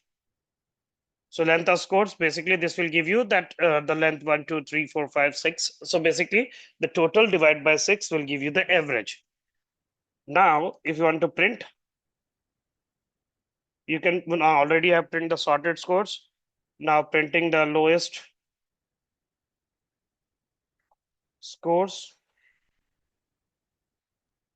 in that its lowest score is this. Again, the next one I print is highest score.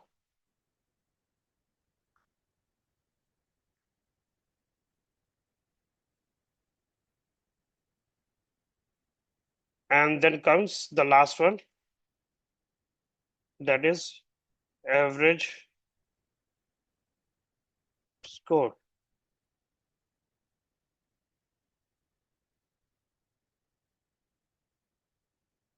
Now let's run this. So you see lowest score 42, highest score 92, and the average score I get. So you have to do nothing. All methods are available. Just you need to know which methods to use in which way, and you'll get the expected output. So this is how we define the values in list, and this is how we use them accordingly. So I hope by this example, the list concept is clear. And next video, we'll talk about the other concept, that is tuple. Till then, bye-bye. See you. Hello, everyone. In this video, we will try to understand what is tuple in Python. So in the last video, we talked about the list in Python. In this video, we are going to talk about the tuple in Python. So in Python, a tuple is a fundamental data structure that functions much like a list.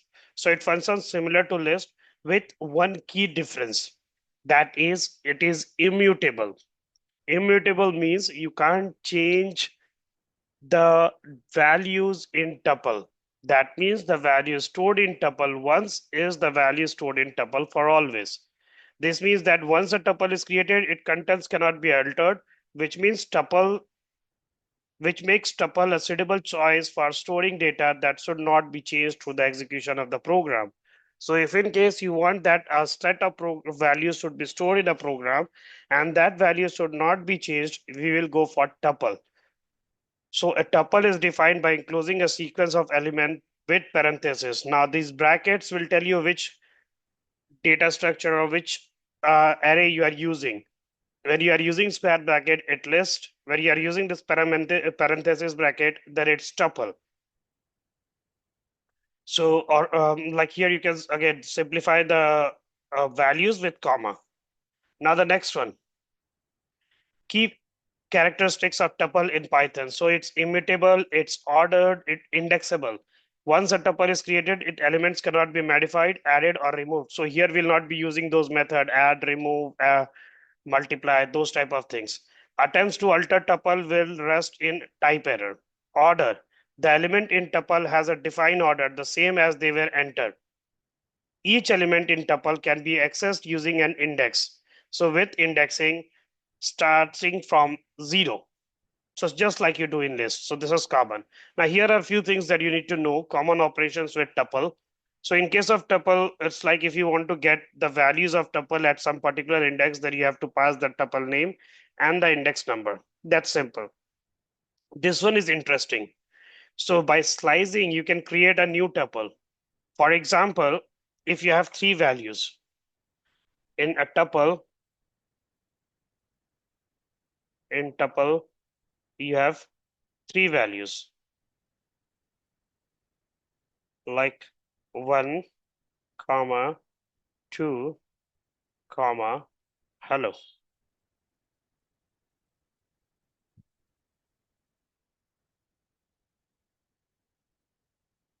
Now, when it talks about slashing, 1 colon 3. So when I say 1 colon 3, that means here we have three values, 1, 2, 3. So here we have three values. And when I say one, this colon is for slicing. So when I say 1 colon 3, that means I'm trying to do slicing. So here when I say 1 colon 3, that means it will slice, it will take the first one, it will take the second one, and it will take only the first and second one, not the third one. So slicing means the first value to start from the index which you have asked, and it will go to an index less than that. So the output will be for this, that is 1 and 2. So slicing means this you are making it short. Like if you have three values, you are making it short, just by passing the index number. So it will take only those values which comes inside the index. Now concatenation, you can combine tuple using plus operator, which requests a new tuple. So like you have creating a new tuple there, if you want to add my tuple plus other tuple. So that's just, you can use the plus sign to concatenate two tuple. The repetitions. Now if you want to make a repeated tuple, you can write my tuple into 2. So the tuple will become twice. We'll see these examples. So these are the common operations used. Also, we can take the maximum length, minimum length of this, and also we can check a value in tuple. So tuple are particularly useful in situations where immutable sequence or heterogeneous data is needed, such as the fixed data provider. This is commonly used for functions that return multiple values, where each values can be individually extracted from the tuple returned by the function. So it's like where the values are fixed and where we can't change the value. That's where tuple is used. So I hope the concept of tuple is clear. Now in the next section, we will talk about example related to tuple. That's all in this video. Thank you. Hello everyone. In this video, we'll see how to run example and tuple. So basically, we'll cover the tuple example and we will create a example where we'll be doing all those slicing and all what I talked about. So we'll see how it's working. So straight away, let's go and let's create a tuple code. Now, when you talk about tuple, as usual, I'll take these. my tuple is equals to, and here I'm going to pass the values as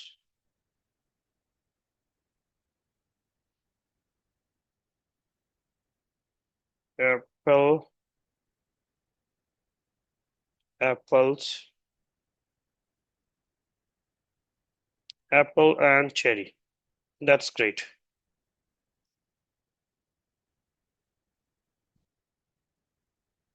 This is my tuple. So what I'm going to do from here is, uh, so from here, the first thing we'll do is, it's like we will try to slice it. So slice result, slice result is equals to my tuple and 1:3. So let's print the slice result. Run this code. So you see, when I did one slicing 3, so it takes the first and second value, not the third one. So that's what slicing is. Now the next thing what we will do here is, the next thing we'll talk about is basically concatenation. So I'll do new fruits, and there I will add fruits as guava and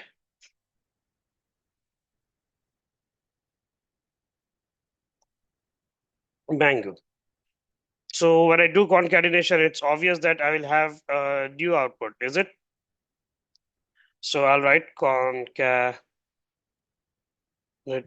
is equals to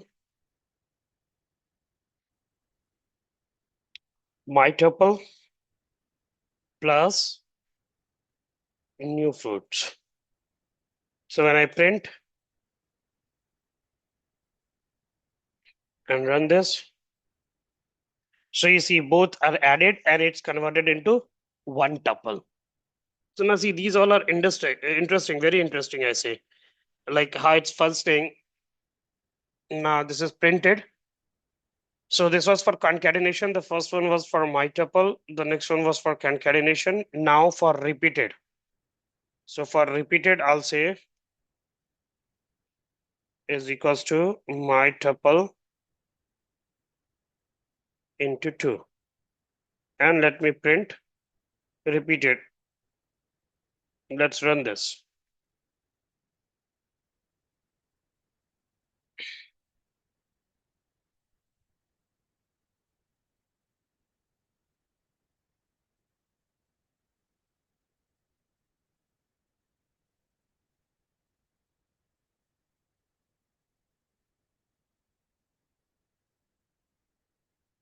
And in repeated, it should be like a lot of values. Why it's this repeated, not printed? It's printing the concatenation.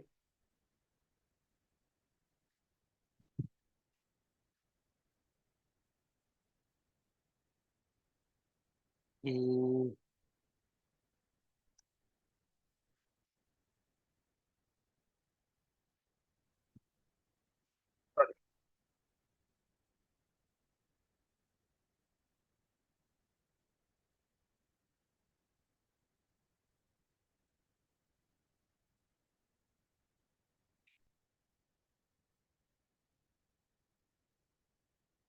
Tuple.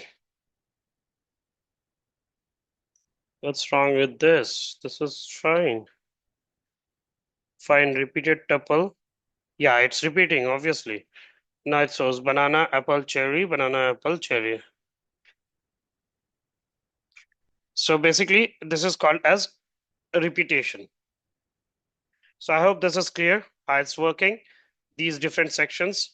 Now we'll go with the scenario or real-time scenario that says that you have to manage a small online store, want to catalog several product, each will with a fixed price and stock quantity. You decide to use tuple to ensure that the product details remain constant once entered. So basically, you have to create an online store. we have to feed some products, and in this product, the prices will be fixed, the stock quantities will be fixed that you have entered. So it's like every time the these datas will be fixed here. Cool.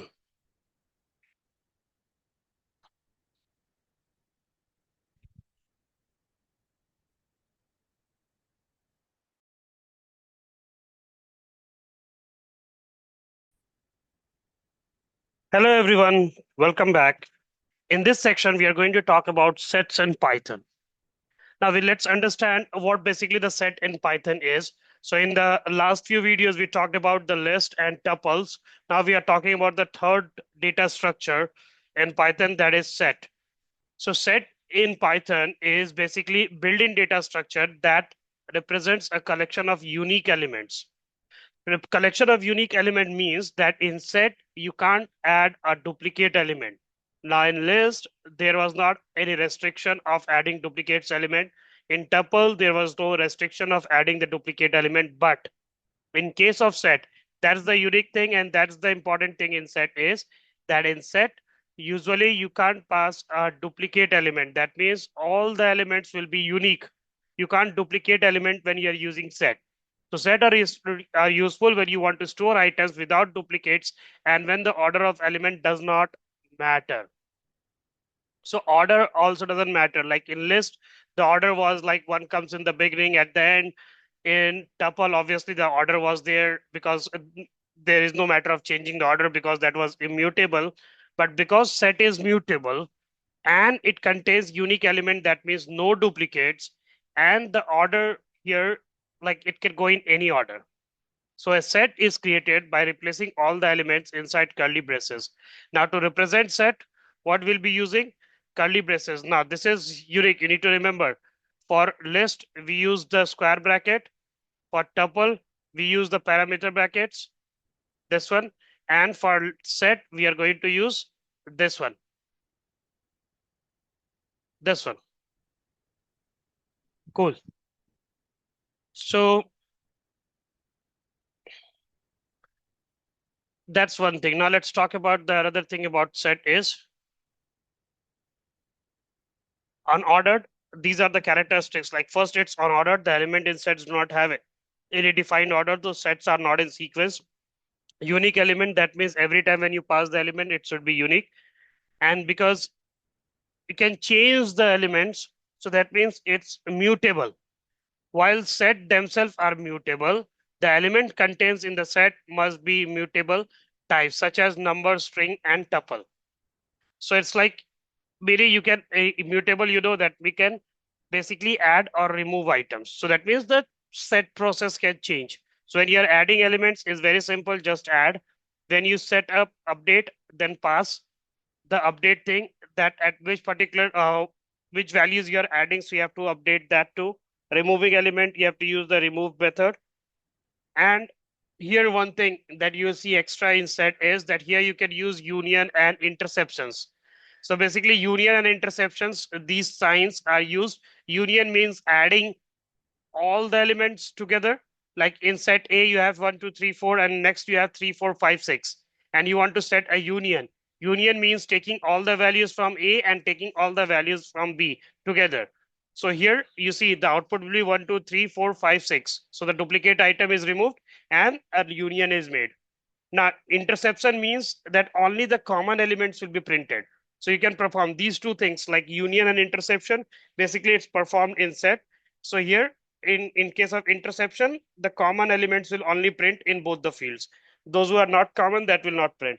So you can perform this union and interception in sets.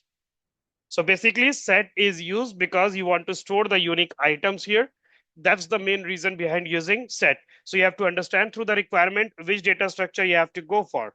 Either you have to go for set, you have to go for list, you have to go with tuple. And again, the next one that will come up is dictionary. So you have to plan that way that which data structure is required and you have all the options available. So that's all about the set. In the next section, we'll talk about, we'll see an example, how the set functions and how it works. That's all in this section. Thank you. Hello, everyone. Welcome back.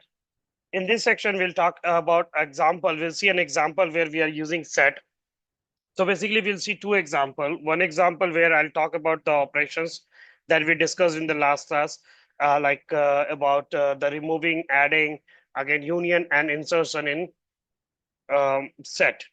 So let me create a new example, call it as set example. And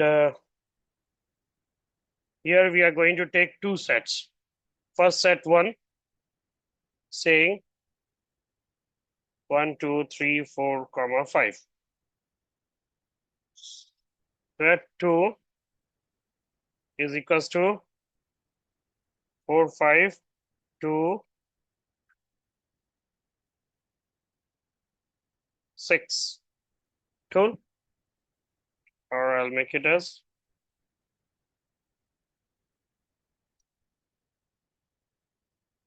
set 1 and set 2.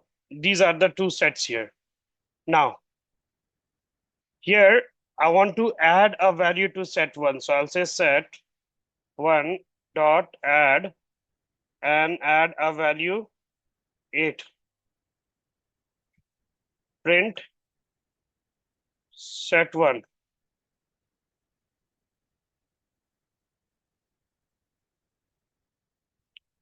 Now, okay. So you see the value is added to set 1. Now, if I want to remove a value, so I'll say set 1 dot remove. And here you need to pass which value you want to remove. So I want to remove the value 8, which I've added right now. Or maybe I want to remove 2 from here. So let's run this. Okay, fine. I have not printed this set 1 again. So print set 1 again. So first time it's 1, 2, 3, 4, 5, and 8. Next time it's 1, 3, 4, 5, and 8. So it removes the value 2 from here. Great. So this is how we add and we remove a value from set. Now talking about the insertion and union. So these two are important, insertion and union. So in insertion, like I'll say union set is equals to set 1 dot union set 2. Print union set. Cool. Now insert set is equals to set 1 dot insertion set 2. And next time print, save and run this. So the first one, union, you see it gives 1, 3, 4, 5, 6, 7, 8. Why not 2? Because already I've removed 2 here. So 1, 3, 4, 5, 6, 7. And because we have added 8, so we get 8 in union.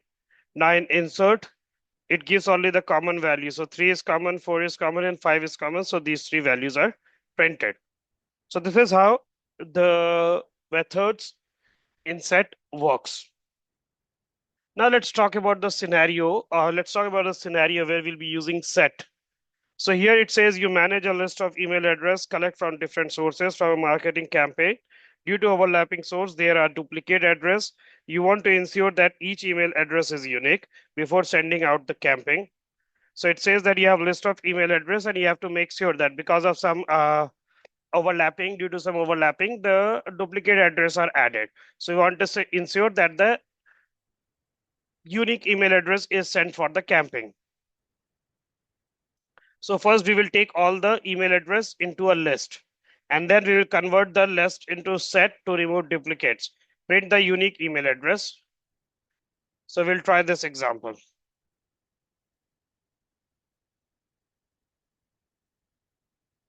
Yeah, this is the code for this. Okay, so let's create new Python file saying set email. Now we will take list of email address. So here, if I say list of email address, then this is how the email address will be john@gmail.com, and that should be inside double quotes. In fact,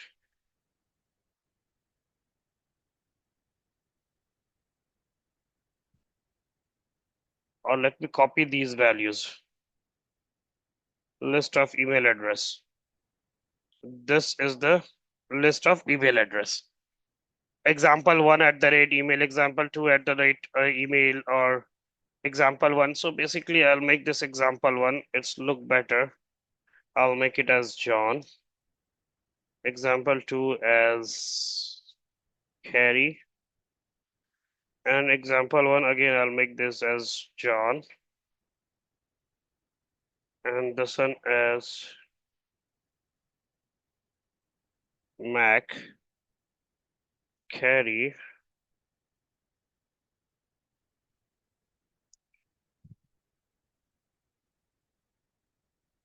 And this one, example4 as a new one as info@email.com. So this is the list of email address. And if you see here, a lot of duplications allowed. Now what I'm going to do here is I'm going to create a list, a unique email address list. So I'll write unique emails is equals to, and I'll give set, and to this set will be applied to email list. So here I'll print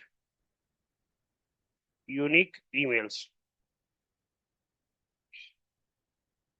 So now in this unique emails, you see we don't have any duplications. So basically what we have done here is we have list of email address. So what we are doing, we are trying to set the emails, and again we are trying to print the unique email address. So basically we have applied set.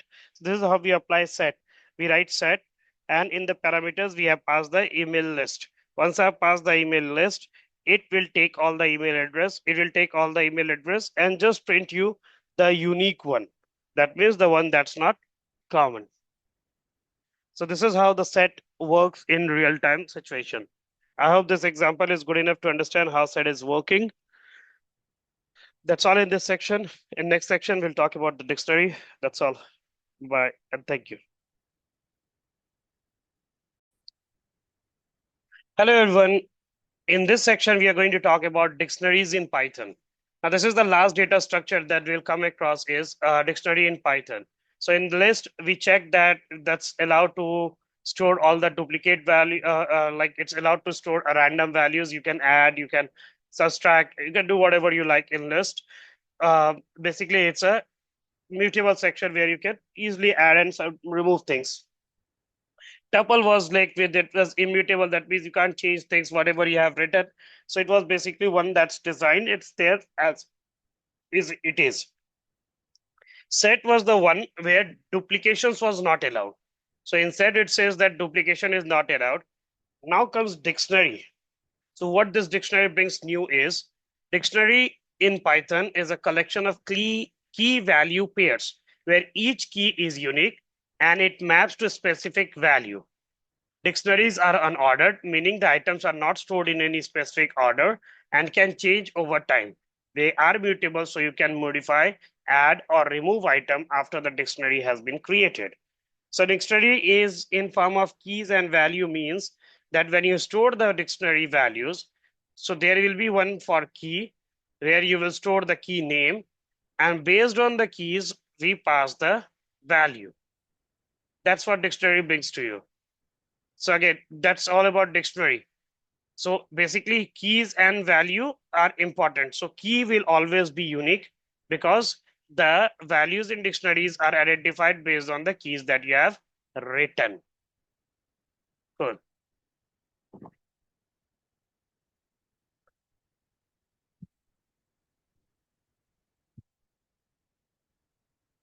Now key value pair.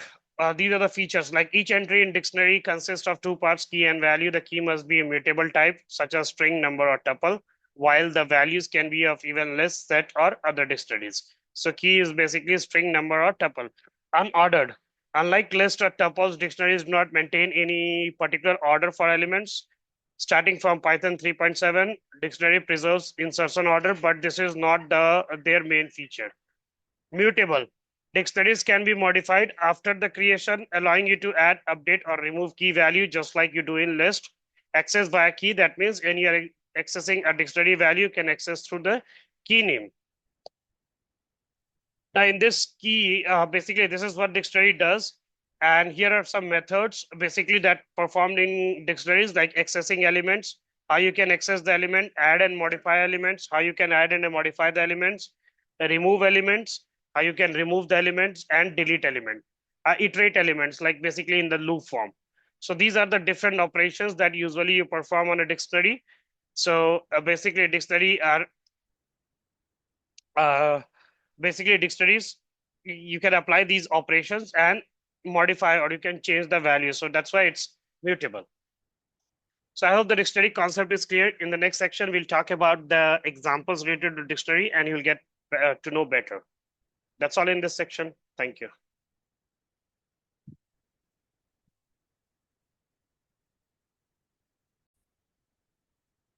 Hello, everyone. In this section, we'll see how to write a dictionary code.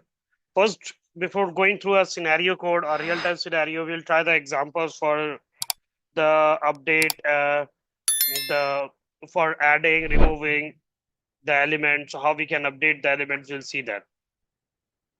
So first try that example, the operation ones. So let's create a new file, name it as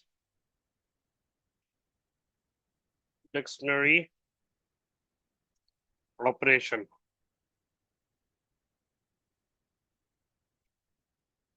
So here we'll store the values like the student info, first one name, age, and grade. Cool. Now we'll try to upgrade them one by one, or we'll try to first print the info. So I'll say print student info, and this I'm trying to print the name here, I guess. Yeah, name. So student info and the key value, that is name. So it prints me the value in this name key. That's the one. Now the next thing we need to do here is we need to modify the value. So I say student info, and in that I'll mention the one that's with grade is equals to A plus.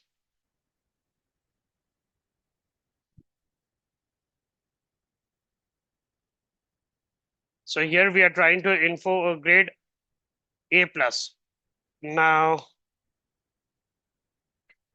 if you want to add a new, so I'll say student info, and I'll say section or branch.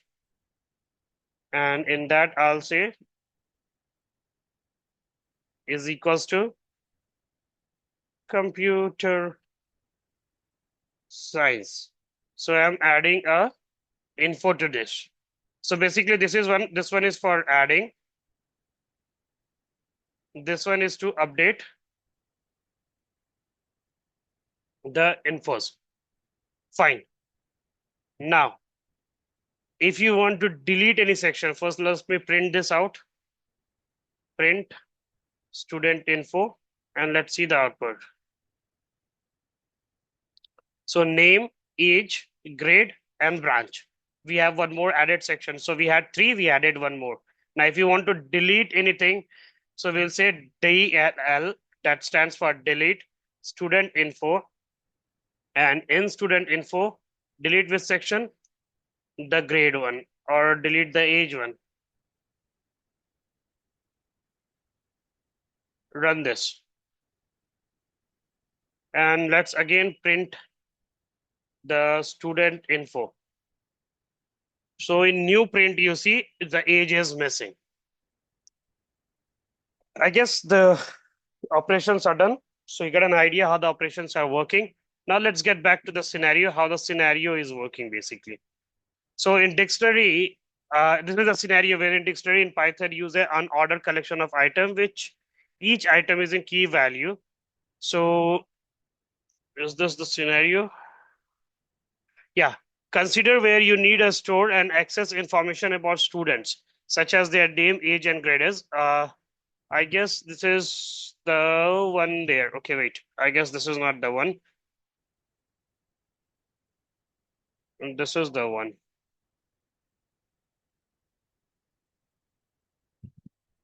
Let me check for a minute.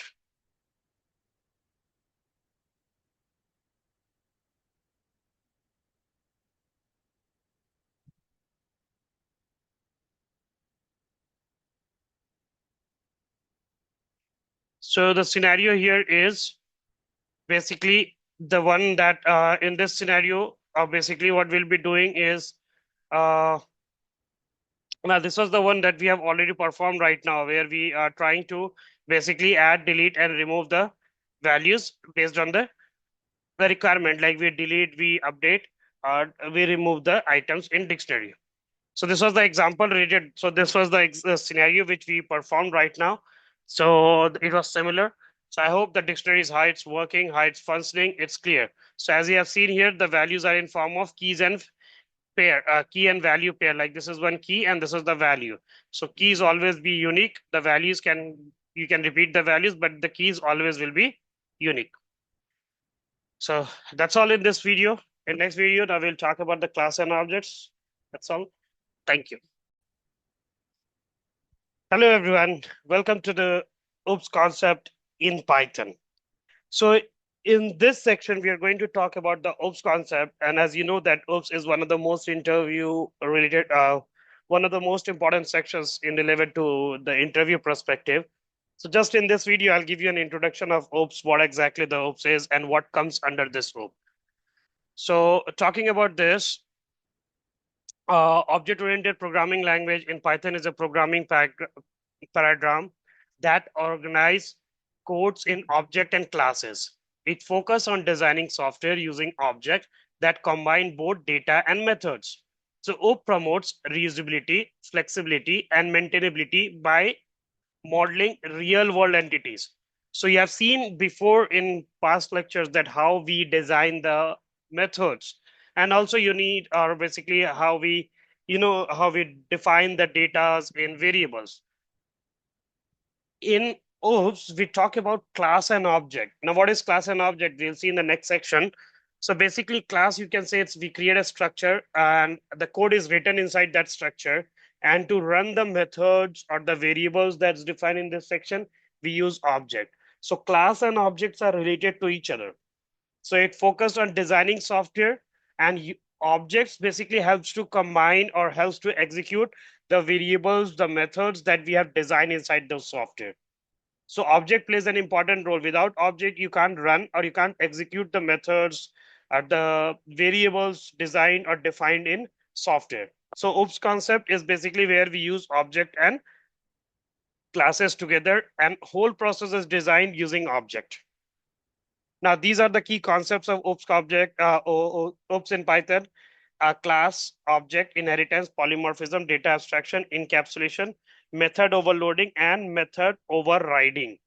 These are the different sections: class, object, inheritance, polymorphism, data abstraction, encapsulation, method overloading, and overriding. We cover all of this in OOPS concept. One more thing that's not mentioned here is constructor. That also comes inside the OOPS concept. So we'll be covering all these topics in OOPS concept and we'll see how it works and functions. So in next section, we'll see what the class and objects is, and then we'll go to other OOPS features like inheritance, polymorphism, data abstraction, and encapsulation. These four are the most important features that we'll see in the upcoming sections. That's all in this video. Thank you. Hello, everyone.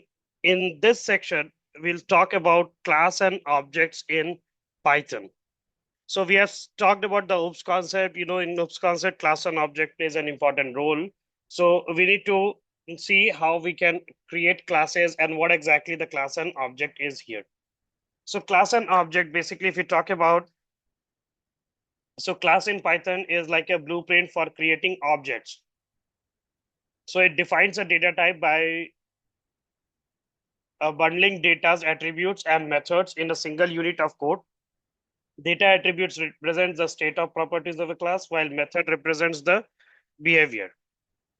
So defining a class. So class is defined using a class keyword followed by the class name and a colon. Inside the class, method and attributes are defined to specify what the class can do and what data it holds. In constructor, so basically you talk about class is defined by the class keyword. So we have a keyword called as class, and using that keyword, we followed give a class name. We can give any class name we like along following with the column. And inside this class, we define the methods and attributes. So basically class is the outer part, and inside this class, we have all of this placed. Now talking about the constructor. Now this, I said there is one more thing that we are missing, and this is one of the most important section, that is constructor. So talking about the constructor, in constructor in Python, there is a predefined method called underscore init method. This is a special method called as constructor, which is called automatically when an object of a class is created. It's typically used to initialize the attributes of the class. Attributes of the class means for a class, if you are creating a variables, or for a class, if you are creating a specific variable. So like for student, you have variables as name, marks, age, these ones. So to initialize values or to pass the values to this name, a class and sections, so you need to pass the values using constructor. So when you pass value using constructor, that stays throughout the class. So we'll do this and try to understand through an example. Now talking about object. Object is an instance of a class. When a class is defined, no memory is allocated until an object of that class is created. So once you create a class, there is nothing to do with that class till you have an object of that class. So each object can hold different data. They can also use the same method defined in the class. So creating object is created by calling the class name followed by parenthesis. If class has an init method, the call to create a new method can include parameters that are passed to the init method. Now we will talk about this. We'll understand this through an example. So the relation between class and objects, blueprint versus instance. So you can think of a class as a blueprint for a building. No building exists just because the blueprints do. A building needs to be constructed based on these blueprints. Similarly, a class needs to be initialized in form of object before it can be used in the programs. Very simple. You are designing a building. Building is never designed based on the blueprint. You have a blueprint, but that's basically executed once it starts building. Same way, a class is created, but if you want to run a class or if you want to execute a class, you need to create a object. Sharing behaviors. All object created from the same class shares the same behavior, but they can maintain their own states. This means method defined in the class can be called on an object of that class using specific data of the object on which they are defined. Now, when you are into the method section, there you have observed that we can easily call the methods straight away. Like just we pass the method name and the methods are called. But in case of class, you need to create an object and you can call the methods using that object. So class and objects are central to Python because they enable the encapsulation of data and functioning in managing reusable code blocks that can interact with each other, making it easier to develop and maintain large software applications. So class and objects helps you to reuse the code. That means you can reuse the code again and again. So basically,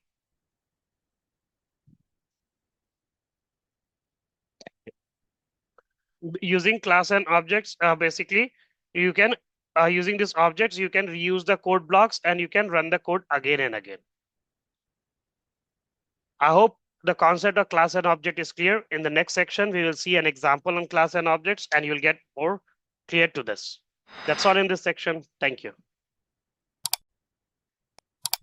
Hello, everyone. In this section, we'll talk about initialization of class and objects. So we have talked about the class and object in the last lecture. Now here we'll see how we can initialize a value to class and object. Straight away, we'll move to an example where we'll be running this class and object things. So to initialize, steps to initialize the class and object is first you define the class. So for that, you have to use class keyword followed by name and a colon. Inside the class, define methods and optionally properties. Create an object. So object are instance of a class. You create an object by calling the class name followed by parameters. Using the object after creation, you can use the object to call it methods or access its attributes. This self keyword in Python. Now, this is very important. You will find this very often. So it's very important to understand why we are using self. So in Python, the self keyword is used to refer to the instance of a class itself. So like if you have created a instance or basically you have created a variable with a name and you don't want to create or you want to initialize value to that variable or you want to refer to that variable, then you use this self keyword. Whenever you define a method in a class, self allowed this method to access and modify the attributes and methods of the class instance. Think of self as well as for an object to refer to itself. Inside the class, self helps you refer to the instance variable and method of the class. When creating an object, self keyword allows each object to keep track of their own data. So basically, self has to refer to the current class variables and methods of the class. So that's what the self keyword is used for. So now let's try an example. Basically, here we have an example that's a dog class example. So let's do this. Maybe that will be easy for you to understand. So creating new class object initialization. So I'm like I'll use this keyword class, give the class name. Keep in mind that when you give the class name, keep the first letter of the word always in caps. Like I'm giving the class name as dog, so I keep the first letter in D in capital. Now inside this dog, I'm going to initialize few values. Initialize values like the name and the age. So what I'm going to do is I'll decide like I'll use def and initialize the value.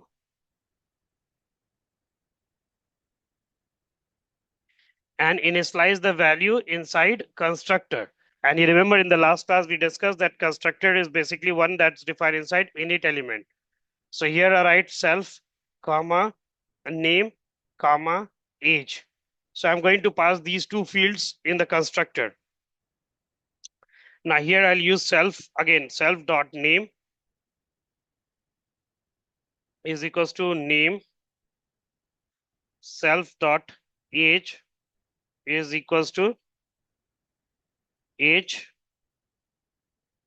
itself dot age. So now the values are initialized in the constructor. So now this value will be available throughout the code. Now here I said definition def display info. So I'll display the info of, so I'll create a method as display info. And in this display info, I'm going to display the info of the dog. So the dog name is, and here I'll pass self dot name. So now you see this name I have defined in constructor and I'm using in different method. That means if you define a value in constructor, the value you can use throughout the class. The dog name is this and the age is self dot age. So basically these values which we have defined inside the constructor, those values I'm going to use it here in display info. Basically here I'm using in different methods. So that means if a value is defined in constructor, we can use it throughout the class. That's how it works. Now let's create an object of this dog. So how to create an object? So you can give any name you like. I give the name as obj is equals to, here I say obj is equals to the name of the class, and when I pass this parameter, so basically here what I'm doing at this point, I'm trying to create a object. First I have given object obj name, and here in the constructor I'll pass the name Marcus. and age, I'll say 15. So now you see this name, Marcus will be assigned to this name variable and age will be assigned here. So using this obj, now you can call this method display info. So in this case, the methods will be called only when you want to call it. It's not that in every situation the methods will be called. This will be called only when you want it to be called. If not, then the methods will not be called. So objects helps to call the methods inside the class, and this is how you can call the methods. I hope it's clear what the class and object is and how the object role is. The constructor is also clear. So in case of constructor, when you create an object at that very time. Now, when you are calling this display method, it stored the is gives you the information. But constructor is something that's get called by itself. So you don't need to call this method by itself. This method gets called every time when you create an object. So I get the output accordingly. And this value is available throughout the class. So that's why we initialize the value in constructor. I hope this section is clear. If this is good, then you can easily understand the host feature that we'll be discussing in our upcoming lectures. That's all in this video. See you in next video. Thank you. Hello, everyone. Welcome back. In this video, we are going to talk about inheritance in Python. So this is the first principles of OOPS concept that we are using here is inheritance in Python. So in Python, the inheritance is basically a concept where basically it's maintain a relation between two classes. Now, if you go with this word inheritance, it means like inheriting something from your parents. So same is the story here. Inheritance in Python, you have two classes. One class is like class A. Sorry, you have two classes as class A and class B. Class A and class B. So now if I want to maintain a relation between class A and class B, I have to do inheritance here. So I have to do inheritance between this. So after B in bracket, I will write A.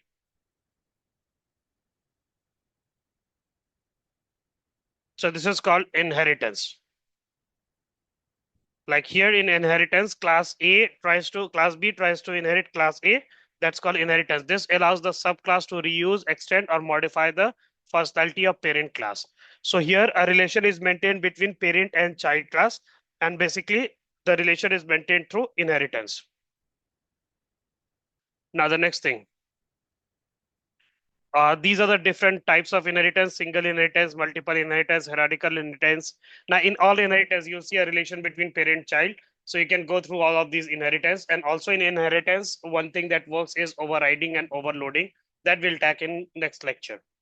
Now let's write a scenario. So this is a scenario. We have a company that employs both manager and developers. So every managers and developer, basically each employees in the company has some basic attributes like name, age, and salary. So here you see we have three classes: one for manager, one for developer, and the one for employees. So employee is a manager and developer. So we'll create a parent class as employee, and then two child class. One is manager, another one is developers. These three classes we'll create and try to maintain a relation between all three of them. Now, how we can maintain a relation, we'll see that. So, however, the manager has additional responsibilities like managing departments, while developers are responsible for coding in specific programming language. So basically here, all has a different responsibilities, but the name, age, and salary of the employees are common, though it be a manager or a employee. So here we are going to apply inheritance. So let's see how. So let me create a file and name this file as inheritance file. Great. And in this inheritance file, I'll create a class and name this class as employee. Great. What I said, few common fields are required here. That is name, age, and salary. So what I'm going to do, I'm going to use a init method. So I'll write def. And you know why I'm going with the init method? Because I want these values to be available for all. So here itself, comma name, comma age, comma salary. Great. And I'll say self dot name is equals to name, self dot age is equals to age, self dot salary is equals to salary. Great. Now, here I'll use def display details. Cool. And I'll say print f, and I'll say the name of employee is self dot name.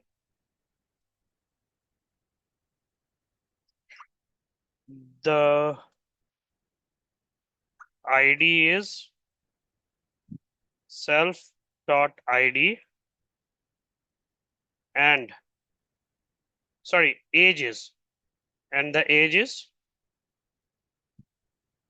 self dot age, and department is, or salary is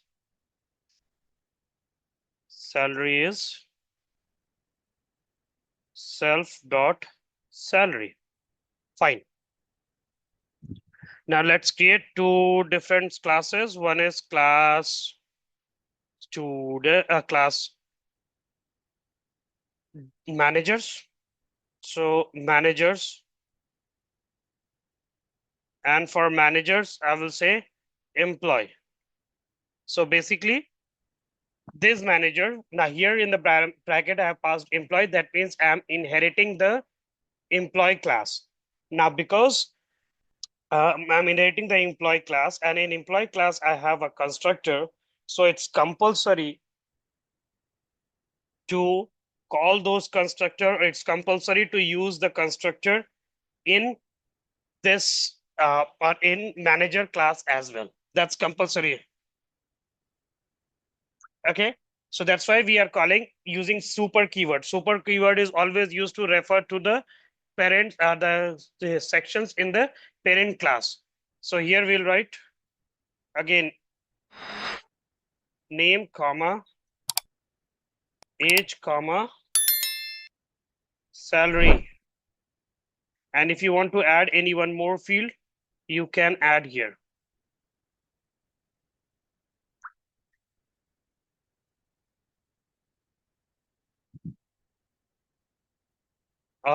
If you want to add department, what is missing here is self. Is it? No, I don't think self is missing. We have super.name.age dot department. Sorry, a small mistake here is, first I will create a init method using def init method, and inside this I will say super dot init, and here I'll pass self. Here straight away I'll pass name, comma, age, comma, salary, and these I need to define it here in the constructor too. Name, comma, age, comma, salary, and the new one here I will add as department. Cool. So here again I'll say self dot department is equals to department. So now a new field is added here. That's strong here.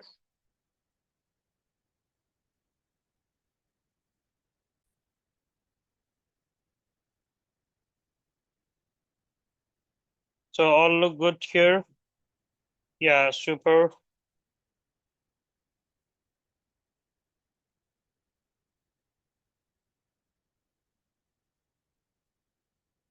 Cool.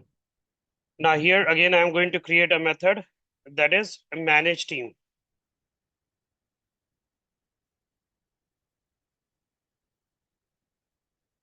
So I'll create a new method here saying def that is manage team. Now I'm creating a method in this class, the manager class. And here I'll write a print statement name.department. Cool. This is for class for manager. The next one is for developer. And that's manager. Sorry, here I'm trying to extend the employee again. Great. And here I'll say def again init. This time again, I'll say self comma name comma age comma salary and developer language. Great then. Here I'll say again super dot init method. Sorry, super dot init, and there you will pass name comma age comma salary. Now I'm just referring to the variables in the parent class. That's all. Now self, you need to write to that self dot language is equals to language. Great. Now again, I'm going to write a print statement for this too. That is write code. So I'll create a separate method for this and write code here. I'll explain you the code once it's done, so you'll find it more easy after that. And write a print statement as usual. So now here we have three separate classes, employee, manager, and developer, because in employee already you have a method with the with this constructor. So it's compulsory to create a method with these constructors here too. So what happened? Self dot name, self dot, it should be programming. Sorry, it's language.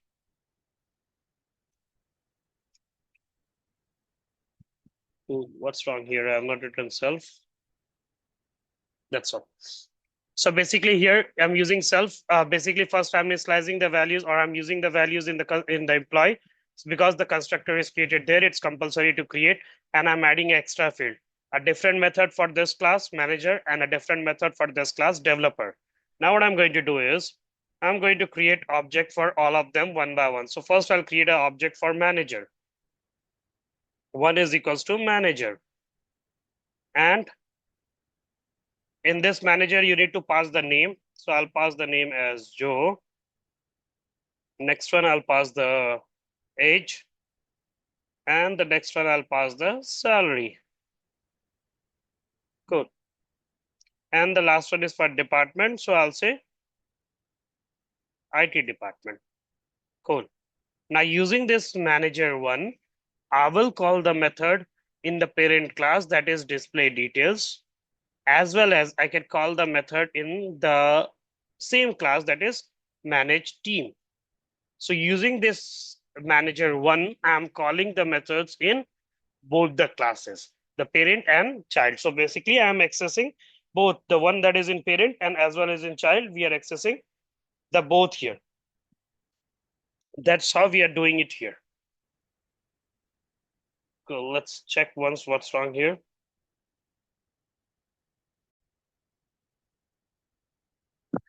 Everything seems to be good. There was just a problem with this init element method. Here, while importing, we did a small mistake. So now if I run this code, you see name of employee is Joe, the age is 31 and salary is 4,000. And Joe managed the IT department. So basically I'm using the method in the parent class as well as the child class, both. So that's what inheritance is doing.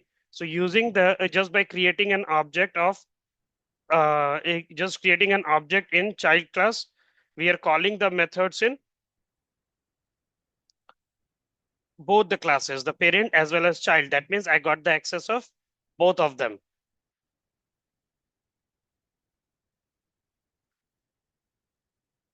And again, language, Python. And again, you see, using this developer one, I call the method first the display details. So now this will display the details of developer one. And using developer one, I'll call the details as write code.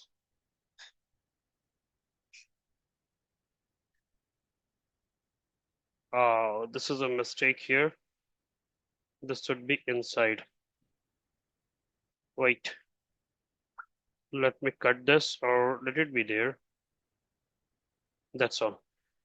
So developer one dot write code. Save. Run this. So this time the name of the employee is John, the age is 22, salary is 20,000. John write code in Python. So just in this is inheritance how it works. It's accessing the values in the parent class. So through the parent class. So that's what inheritance allows you to do. I hope the concept of inheritance is clear and it's good. This is how the inheritance is working and this is how we are inheriting a class. So just like after the class name in the parameter, when you pass the class name, that means that particular class is inherited. That's all in this video. See you in the next video about we'll talk in that video about the next oops concept. I hope it's clear. Thank you. Hello everyone, welcome back. In this video, we are going to talk about method overloading and overriding in Python. Now, these are two terms, method overloading and overriding, that you need to know because you'll be using it in polymorphism. So I'll go to this method overloading and overriding example separately. And there are some similarities as well as there are some differences too. So talking about method overloading refers to the ability to define multiple methods with same name but different parameters. However, Python does not support traditional method overloading like other languages. Instead, Python handles method overloading using default arguments or manually checking the type or number of parameters inside the method. So basically, in method overloading, we keep the method name same, but the value that we are passing in those methods that should be different. Key point, same method name but different argument. In Python, you can stimulate overloading by using default argument or conditional logics within a method to handle different cases.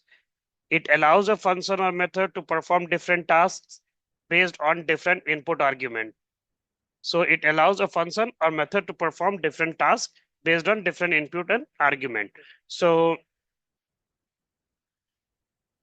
in basically this is the condition, these are the points that we have to keep in mind when we are writing overriding.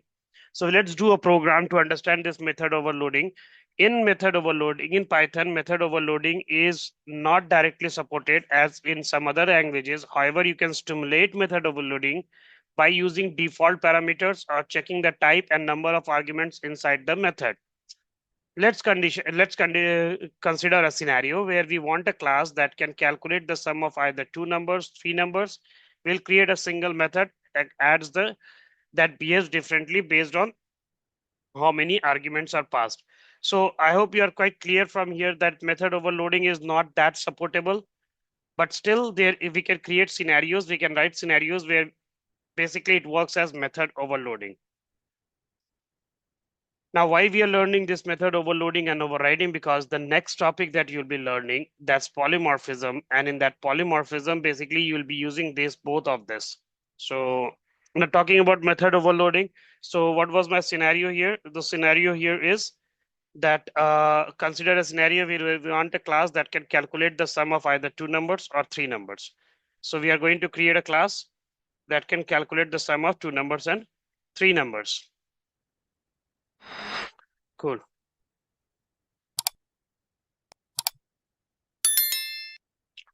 So I'll create a class as calculator.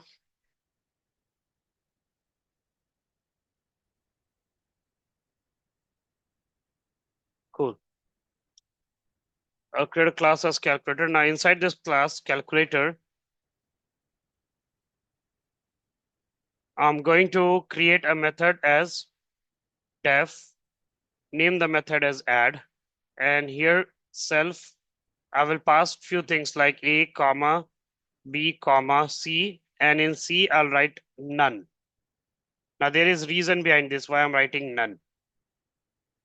So basically, if now you see, if you go to the explanation, in explanation it's mentioned that it's not the way that we used to do before in Java or any other language. It says in Python you can stimulate method overloading by using default argument or conditional logics within a method to handle different cases. So here it's talking about the logics. So here I will write a logic like if C is none. If C is none, then in that case you can return A plus B, the value that comes in A plus B. Now you'll say what this means. Now here you see we are doing method overriding, but in two ways. That if the value of C is not none, if it's none, then return A plus B, else return A plus B plus C. So that's how it looks. So here if the value of C, right now by default the value of C is none. So if you are not passing any value of C, then obviously it will be none. But if in case you pass the value of C, then it will change from none to some particular value. So if C is none, then it will return A plus B. If it's not none, then it will return A plus B plus C. So let's do this. Result 1 is equals to add 10 comma 20. So okay, again we have created a class. So I'll say calculator. First I'll create an object of this calculator class. So let me create a calculator class object. I'll name it as cal, and this is the calculator. Now using this cal object, I will call add, and in this add I will pass 10, 30, 40, these three values. So when I pass these three values, it will return me the output A plus B plus C, because it says if C is none, then A plus B, if not, then this output. So just to see the output, I'll just put the value in result 1, and the next one will be for result.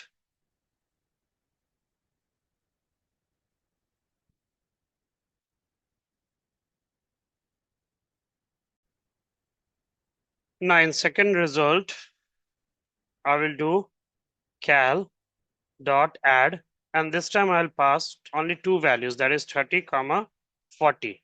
So only for A and B, and give this name as result 2. So basically what's happening here is when I say result 1 and I give call dot add, and here I pass 10, 30, 40. So in C, the value that was none. Now what is none? None means it's not empty, but it's none, nothing, no value. So when C was none, then in that case, it should return A plus B. But because here the C, some value is passed, that is 40, and it's not none, so it will return me A plus B plus C. So let's print result 1, print result 2.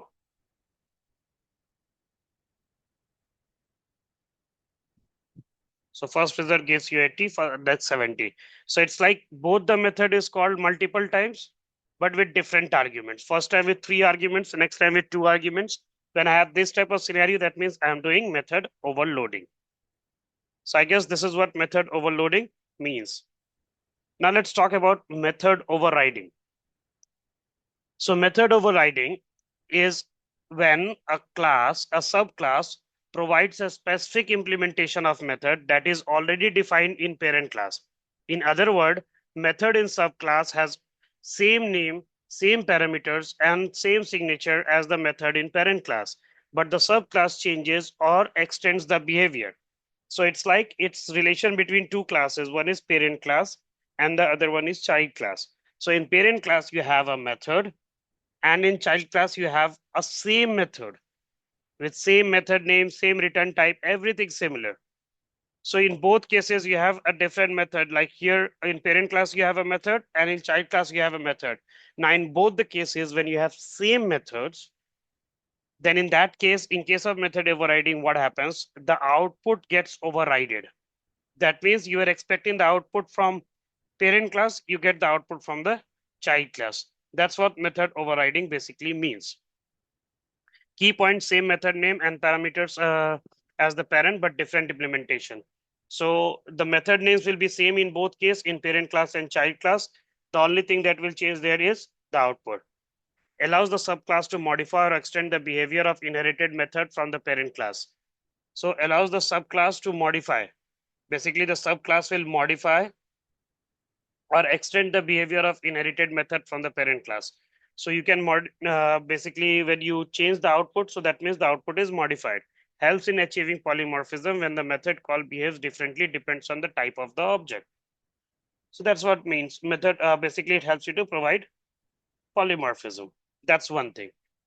Now here is a scenario. This is a good one. In this scenario, consider a company where we have a general class employee that defines a method way work to describe what general employees does.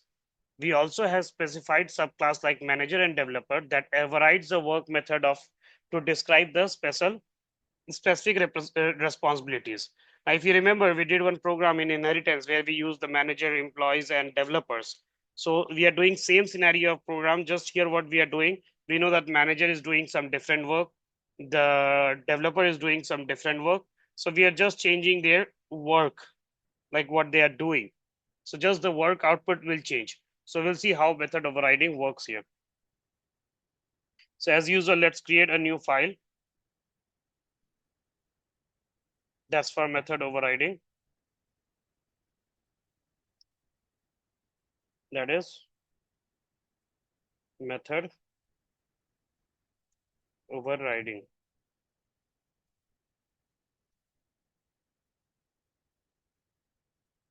Now, as usual, I define a class as employee.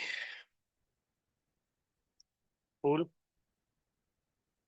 Here the class will be employee. Again, I will define init method, def init method, and in this init method, we will pass only one thing, that is name. Fine. Now self dot name is equals to name.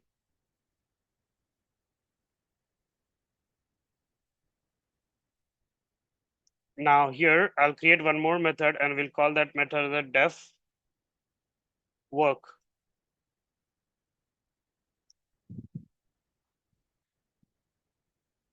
Work. And in this work, I'll print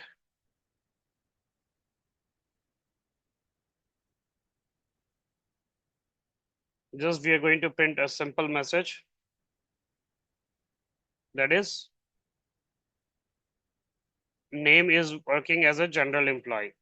So just I'll pass the name. What's the name? Self dot name. Basically this way. Self dot name is working as a general employee. Good.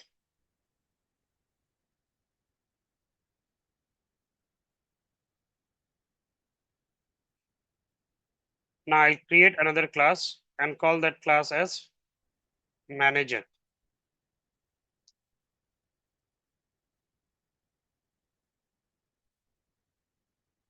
And I'll say self comma name,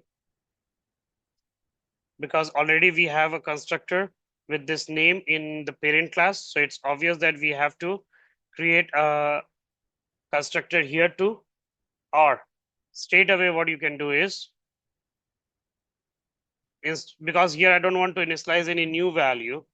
So in this manager, I'll do one thing first is I will first extend the employee class.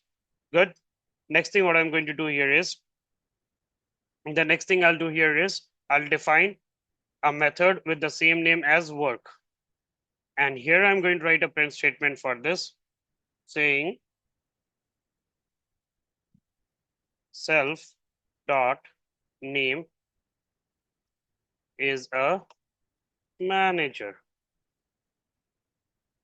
Great. That's for manager class. Now let's create a developer class. Class as developer, and in this developer we'll pass manager. And in this manager I'll write def work, and here I'll say print f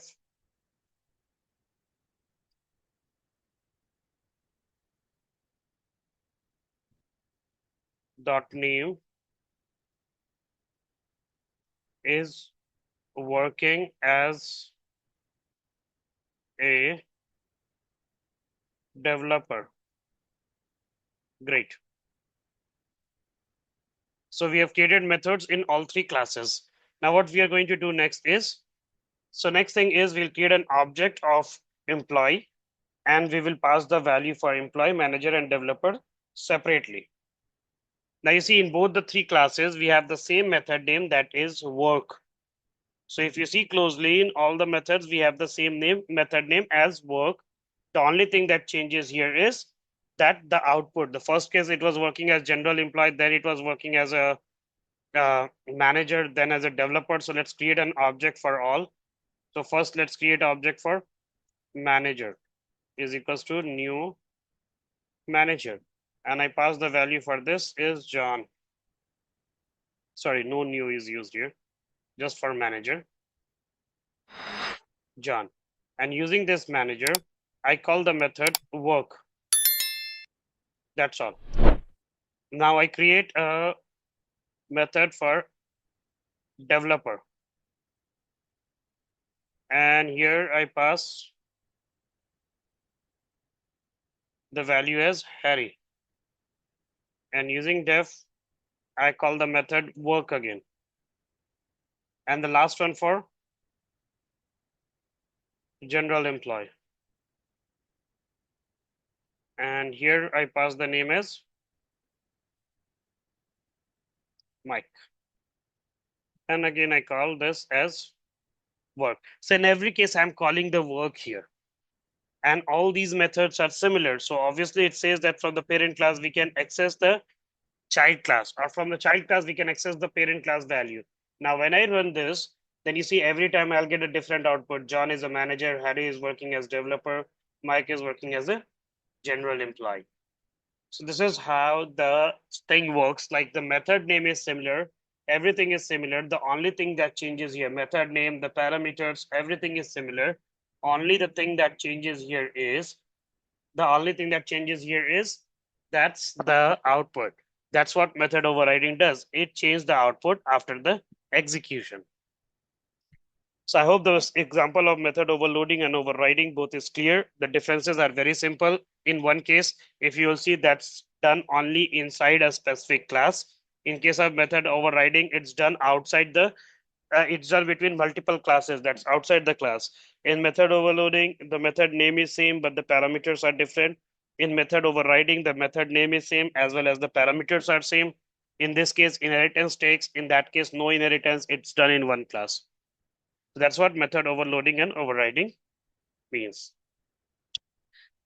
I hope the concept is clear. Now, that's all in this section. In next video, we'll talk about the polymorphism and the other concept. Thank you. Hello, everyone. Welcome back. So in this section, we are going to talk about polymorphism in Python. Now, polymorphism in Python is basically one of the key concepts used in OOPS. Basically, what it tells polymorphism in Python, it says the ability to polymorphism in Python refers to the ability of different objects to respond to the same method call in various ways, depending on the object class. It allows object to define it allows objects of different types to be accessed to the same interface, making it easier to write flexible and reusable code. So polymorphism, basically it's an ability to refer to different scenarios, or you can say basically response to the same method calling in ways depending on the object class. So in simple, you can say polymorphism. It says like showing different behavior at different situation. It's called polymorphism. So key concept here, method overriding. That's why I explained method overriding and overloading before this, because we are going to use here. So method overriding, basically I've seen that it does like it changes the output at the runtime. That's called runtime polymorphism. So whatever the output you're expecting, you don't get the output at the runtime, you get some different output. So that's called runtime polymorphism. Now, interface polymorphism, different classes can implement the same method or behavior, allowing objects from the classes to be treated similarly, even though they have a different internal working. Just like method overloading.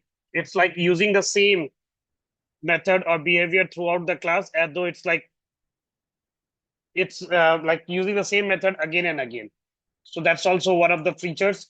Polymorphism function, a function that can take objects of different types and invoke methods of them without needing to know the specific class of the object. So it's like here the functions can take the objects of different types, like you throw different types, you can call the objects here and invoke the methods on them without needing to know the specific class of the object. Polymorphism in Python allows for dynamic and flexible code, reducing the need for large amount of code customizing when dealing with different types of objects. It also promotes reusability and simplify the maintenance of code. Just in short, it's trying to make life simple and easy for the person writing code. Just like it allows reusability and it simplifies the codes and it becomes easy for maintenance too. Let's understand this polymorphism concept through a scenario involving like shapes in graphics program. So we have different shapes like circle, rectangle, and square. All shapes have an accent called area, but the way the area is calculated differs from each shape. Despite this, we won't be able to use the area method in consistent way across different shape objects without worrying about the specific type. So here basically we have different shapes like circle, rectangle, and square. All shapes have an accent called area. All shapes have an accent called area, but the way the area is calculated differs from each other. So here we'll be using polymorphism to define these three classes, circle, rectangle, and square. And then we'll have a common method that's area. And we'll see how it works. So let me create a new file and name it as polymorphism.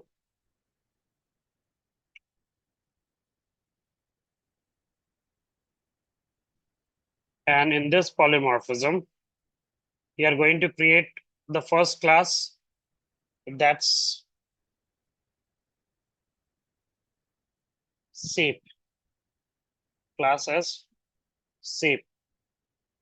Now inside this, I'll define a method as area. And in this method, what I'm going to write basically is print what? Or you can say straight away, raise not implemented. So when I say raise not implemented, means I'm not implementing any output to this. So that means the one who is going to use it will provide implementation to this. That means subclass must provide subclass provide implementation. So here straight away, this class is not providing implementation. In this method is not providing implementation. It says that subclass will provide the implementation. This is not their concern. So I've created a class as shape. Now below I'm going to create a class as circle, rectangle, and square. So the first one will be class circle, and this class will inherit an shape. And inside this, also we are going to create a method. And what will be the name of the method? The name of the method will be area. So here I say def init, and for circle, what you need? You need one value for circle, that is radius. So you'll say self dot radius. We are using this constructor so that at the time of calling itself, this will function. So I'll say self dot radius is equals to radius. Great. And here I'm going to use def area. And in this area, we want to calculate we are going to calculate the area of this. So we'll write a return math into for pi we use pi math dot pi that is for pi into 3.14, I guess, into 3.14. Pi I square is like, sorry, pi into self dot radius, or in pi already 3.14 is taking that pi value, radius, and the whole thing that should be exponential to 2. Pi r square is the output for this. Cool. Now here, this is the return type for this method. So every time when you'll be using, this will be the return type. Again, now I'll create another class and name that class as a rectangle. And in this rectangle, again, I will import, or basically here again, I'll extend the same class and again use a def init element. And in this case, I'm going to write a message as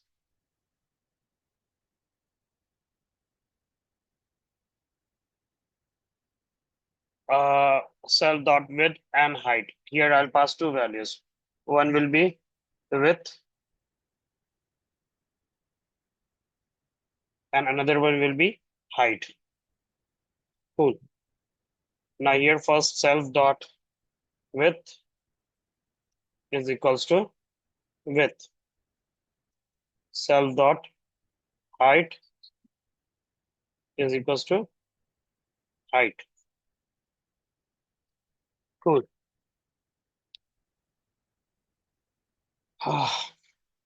Now again, I'm going to use that def area. And again, I'll say here return length into, here we are going to return self dot width into self dot length. Sorry, self dot, I guess it's length into breadth, but okay, height, whatever the value is. Great. Good till here. Now what's the next thing?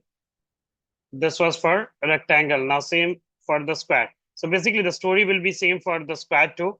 Like there we will do calculation of area. So now what we are going to do is here we are going to create a method as defined. We are going to create a separate method saying def calculate area. That's a method. Now, when you are calculating an area, the first thing is you need to pass which shape area you want. Now, this is something new I'm bringing. So I have created a method, calculate area, and here I'm saying which shape area you want. Then you will write print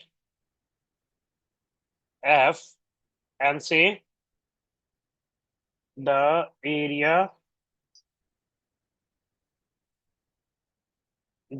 of shape is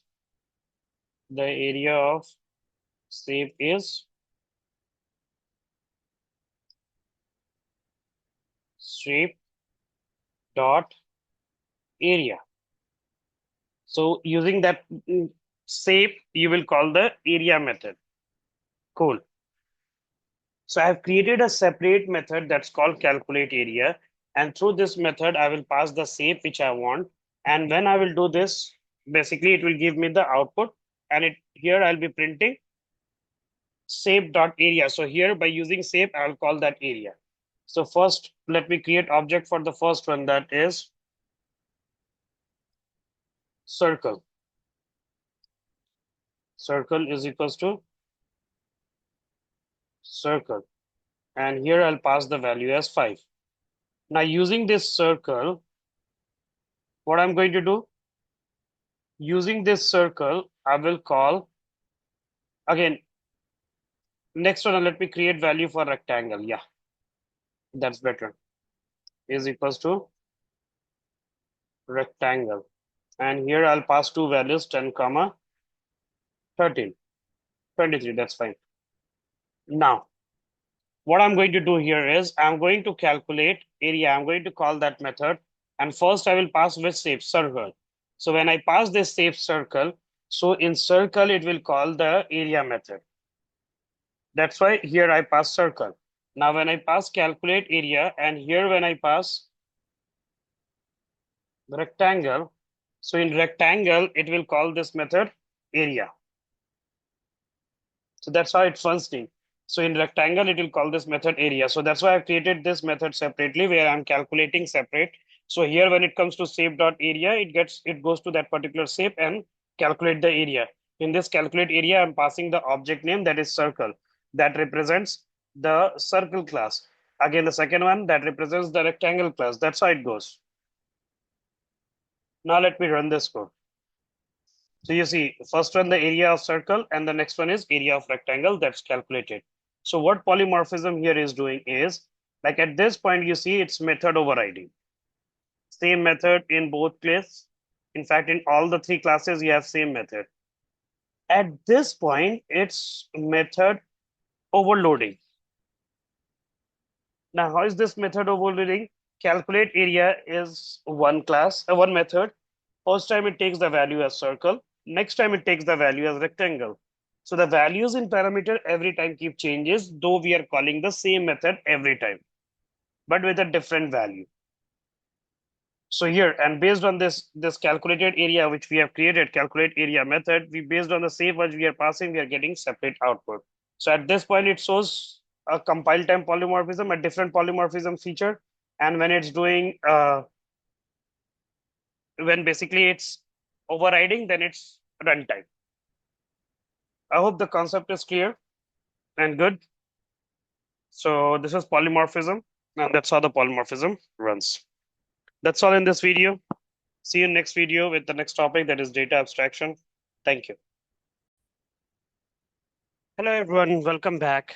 In this video, we are going to talk about the data abstraction in Python. Now, in last few videos, we have talked about inheritance, we have talked about polymorphism.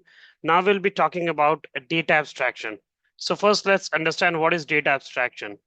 So data abstraction in Python is a concept of hiding the internal details and showing only the essential features of an object. It allows the users to interact with an object at a high level without needing to understand or deal with the complex implementation details. So in Python, abstraction is achieved through two ways. Basically, data abstraction, what it means is like when you have a lot of codes there, so out of that code, what you're doing, you're hiding the complex data. You want that, okay, only the required thing. If I'm asking for the account related to the saving account, so I should only show the saving account. So I'll not do the calculation before, I'll not like to show the calculation behind those displaying those salary account. So just like if you want to hide something and complex data and just keep the essential things available, then we use data abstraction. So in Python, abstraction is achieved through abstract class. The Python abstraction is achieved through abstract class means there are classes that contains one or more abstract method. Now, what is this abstract method? So abstract method means a method that is declared but contains no implementation. That's called abstract method. The actual implementation is provided by the subclasses. So basically, in a class, you find a method. And usually you have noticed when you create a method, you pass some implementation to it. But in case of data abstraction or in an abstract class, to achieve data abstraction, you have to create an abstract class. And in abstract class, you will see that every time you will find that there, basically, it contains both abstract as well as non-abstract method. So both type of methods are here, abstract as well as non-abstract. And abstract method, the method where you have only the method name and no body to it, is called an abstract method. Interface, although Python does not have explicit interface like some other programming language, abstract base class can be used to create an interface like structure. So there is no interface in Python, but this abstract data abstraction basically creates, this abstract class basically creates that type of environment. Now key points is like hide complexity, focus on essential things. Abstract class and methods cannot be initialized directly. Like if you talk about these classes, why we are making abstract class, so that it cannot be initialized directly, or it cannot be accessed directly from outside. Polymorphism and encapsulation data abstraction is closely related to OOPS concept, like as they encapsulation and polymorphism, and they all focus on managing how data and behavior are present to the users. Now to understand this abstraction thing, I'm doing a real-time situation. Let's consider a scenario of a bank account system where we have different types of accounts like saving and current bank. So in a bank, you have different type of account. One is saving, another one is current. And the general behavior for all account is to calculate the interest. But the method to calculate the interest may vary with different accounts. To ensure that all account types implement the calculate interest method, we'll use an abstract class that's define the structure without exposing the specific details of the interest calculation. So it's like having different classes. In a bank system, having different types of account, like a saving account has a different interest rate, a current account has a different one. So general behavior of all account is to calculate the interest. So I'm not going through in this data abstraction, we'll not go through how that interest is calculated and what is applied. Just we go through that is it calculates the interest rate. Now, let's try a new one. So let's create a file as data abstraction. Cool. So in this data abstraction, first we are going to create a class and name the class as. Now, one more thing, what we'll be doing here is we'll write a line from ABC, import ABC, comma, abstract method. So here we are using abstraction. So we have to write this line like import ABC from ABC, from ABC, import ABC, and this is an abstract method. Now let's start creating it. So I'm going to create a class as account. And then here I pass ABC. Now, when I say here I pass ABC, that means it shows that I'm doing abstraction. So that means this class will contain an abstract method. Now, if you remember, I said abstract method is basically a method that has no body. So first I'm using the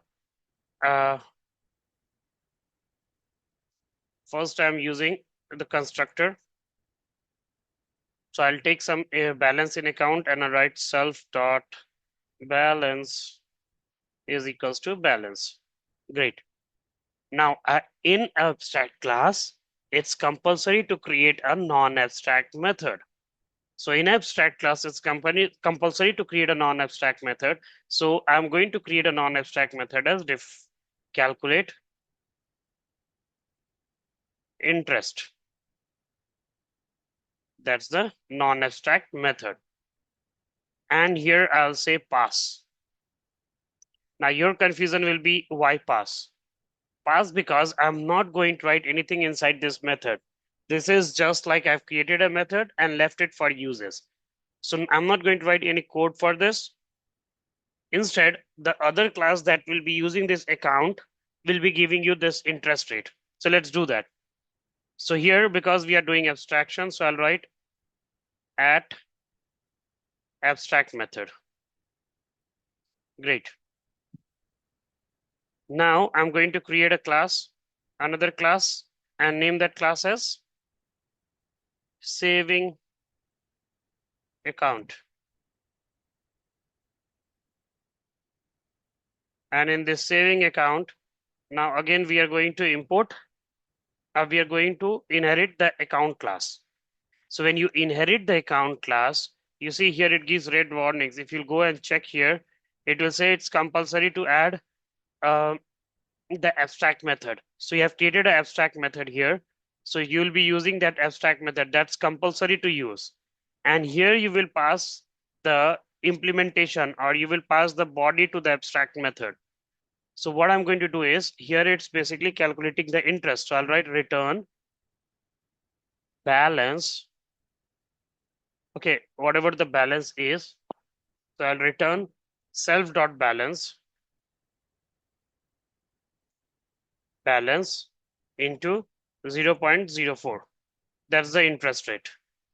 So now this calculate interest will basically calculate the interest. So based on the 4%, this is calculating the interest. Now comes the another method.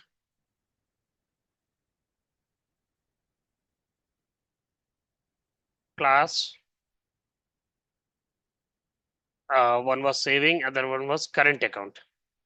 So in current account, I'm going to again extend the account class. Great.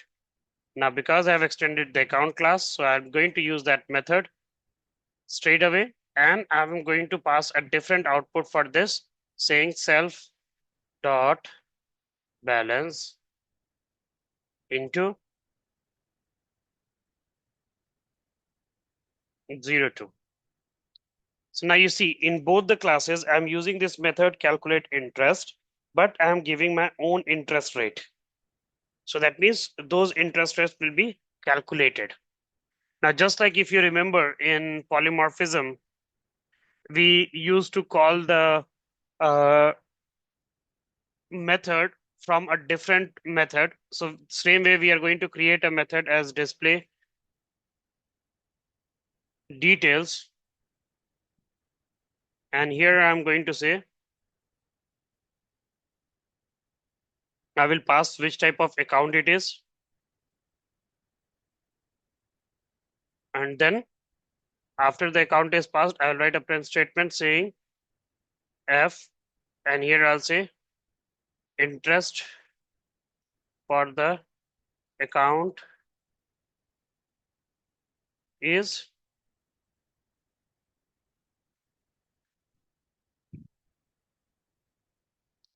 interest for the account is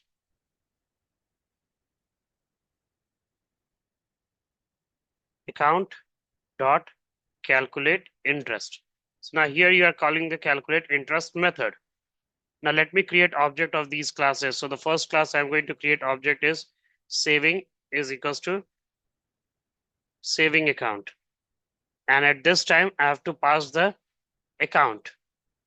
I guess I have to pass the account. So the account or will be like for this,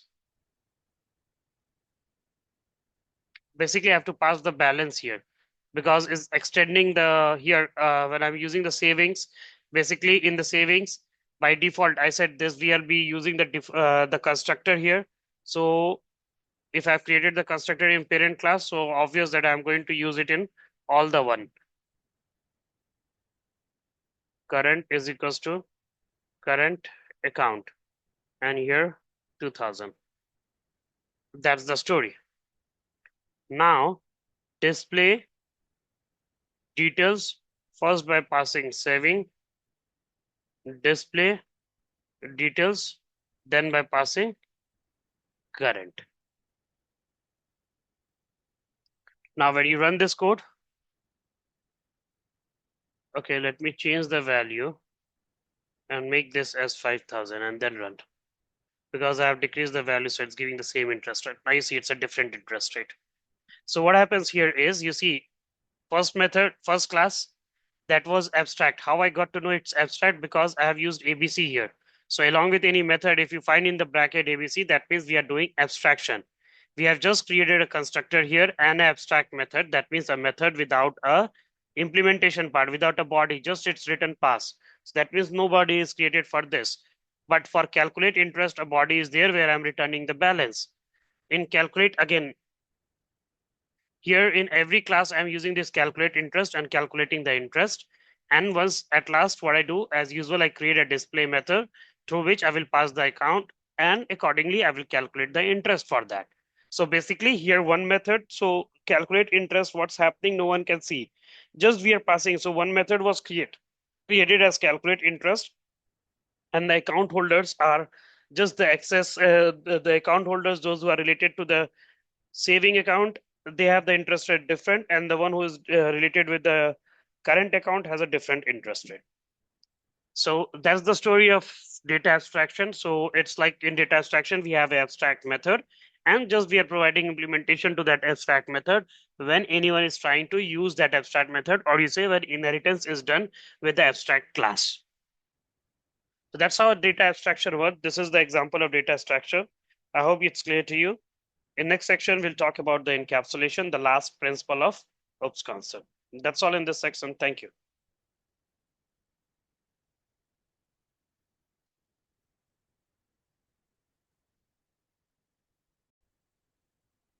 Hello, everyone. Welcome back. In this section, we'll talk about encapsulation in Python. Now, this is the last topic that we will be covering in OOPS concept. So encapsulation is basically one of the most important section, or I can say it's the importantly used section when we are trying to basically bring like all data as one unit. That means a private data and advanced data, or basically private or a public data together. Then we use encapsulation. Now let's understand about the encapsulation, and then we'll get back to this. So if you talk about encapsulation, encapsulation in object-oriented concept refers to the bundling of data and methods that operates on that data into a single unit or class. That means it also involves restricting direct access to some of the objects component to protect the integrity of data, allowing controlled access via public method. That's what I said, that in encapsulation, the access is restricted. That means though you have all the fields there, but you can't straight away go and access them, because here the private fields are controlled, or basically private fields are accessed to the public methods. That's what this encapsulation does. So first thing is data hiding. So encapsulation allows for hiding the internal state of the object from the outside world. This is achieved using access modifiers like private in Python, represented by prefixing and attributes with double underscore. When you give double underscore, that means that's a private, and making the attributes inaccessible directly from outside the class. Now, if you mention or if you tell any field as private, so what happens in that case is that section becomes difficult to be accessed from outside. That means from outside, no other class can access that field. So encapsulation, what we do in encapsulation, we make the field as private. So we make the field as private so that it cannot be accessed from outside. Now let's really understand this through a scenario. So let's consider a scenario of student grade system management, where the student grade should not be directly modified from outside the class. Instead, we want to ensure that the grades can only be set or retrieved through control methods that enforce validation. So it says here that in student grade system management, we are trying to create a grade system where the grade field should not be controlled from outside. That means obviously it's a grade is basically related to someone's performance, so that should not be accessed by outside. Now here, how we will write code in this type of scenarios. So we'll see that. So now here we are going to create a new class, new file, and name it as encapsulation.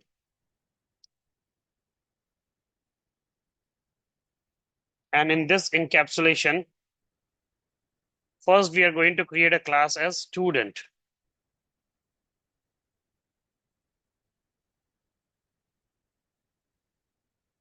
And then we will create a init method. And here I'll store two things. First, name, and second as grade. So I write self dot name is equals to name. Next one, I write self dot grade is equals to grade.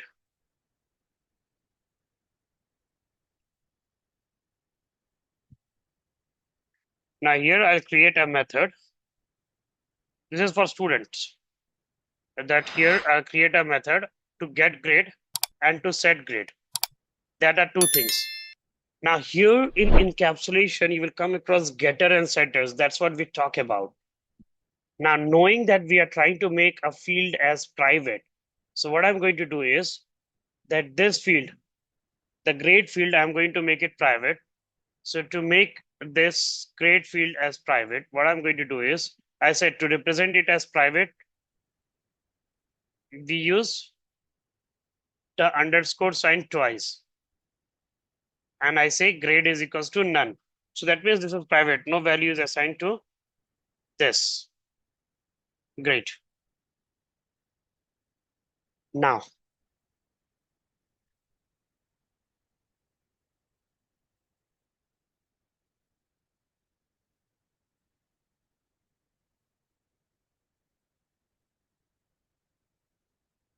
so here, this is for constructor. Great. Now I'm going to get or set. We are going to use two methods. One is called as get grade, and another one will be as set get. So in get grade, what I'll try to do is I'll return self dot grade. That one. So I'm returning when it's get and when it's set. At the time of set, basically what we do, we set the value. So that means we pass the value. So in set grade, I'm going to pass some grade value. Now, whatever the grade value is, that will be evaluated through a condition. So basically, we'll be writing a condition here, just like saying if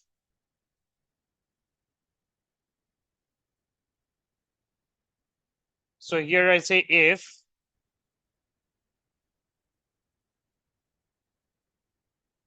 the grade value is less than is equals to grade or less than is equals to 100. So here I've written two conditions. If 0 is less than is equals to grade or is less than equals to 100, then self dot grade, self dot grade, that will be equals to the grade value that you have passed. So it's the value should be somewhere in between 0 to 100. Cool. Now, what's the solution? So I'll print F saying grade updated to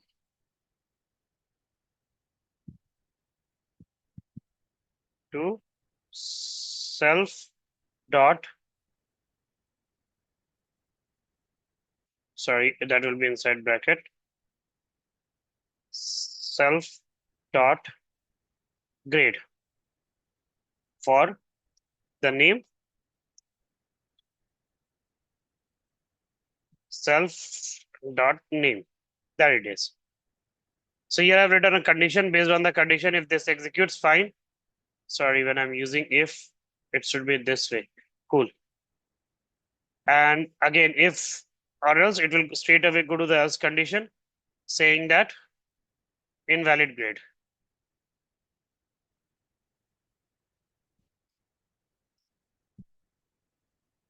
This one will be saying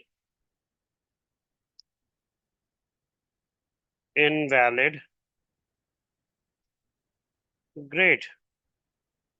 Done.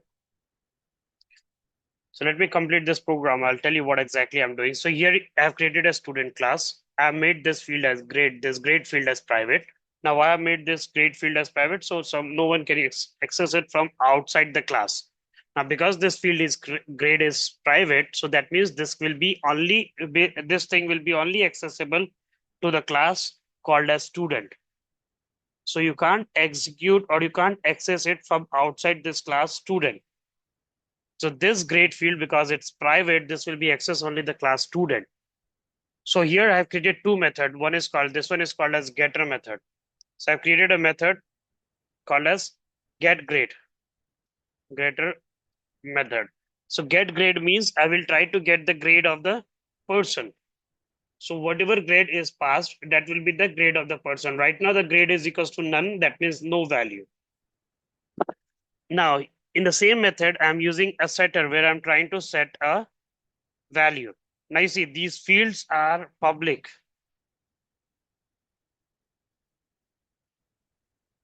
These fields set grade, these fields are public. That means anyone can access it. And in this field, I'm passing a grade value and I check the grade value. And if the grade value satisfies this condition, then it assigns me the value of grade.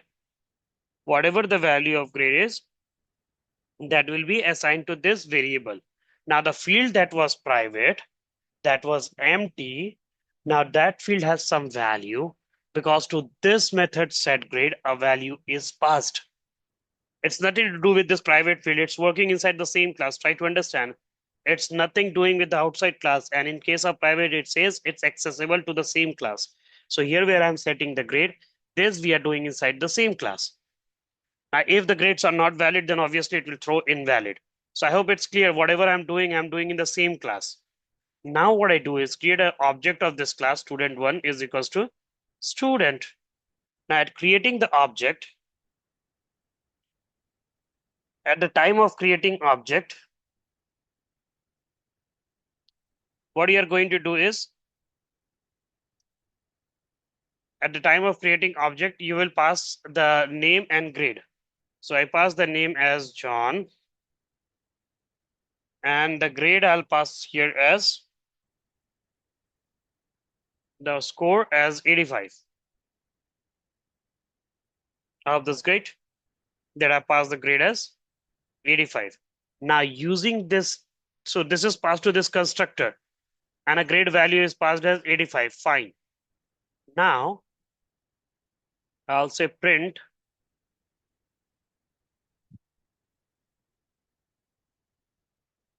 current grade.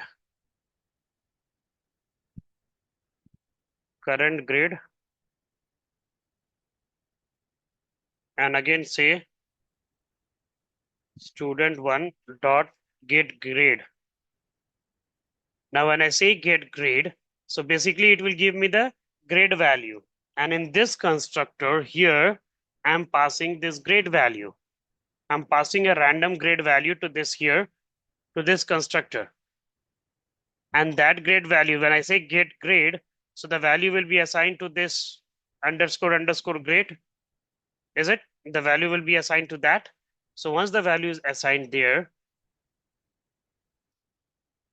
so here I'll do one more thing. It's like self dot set grade. And inside this, I will pass the grade value, whatever the grade comes.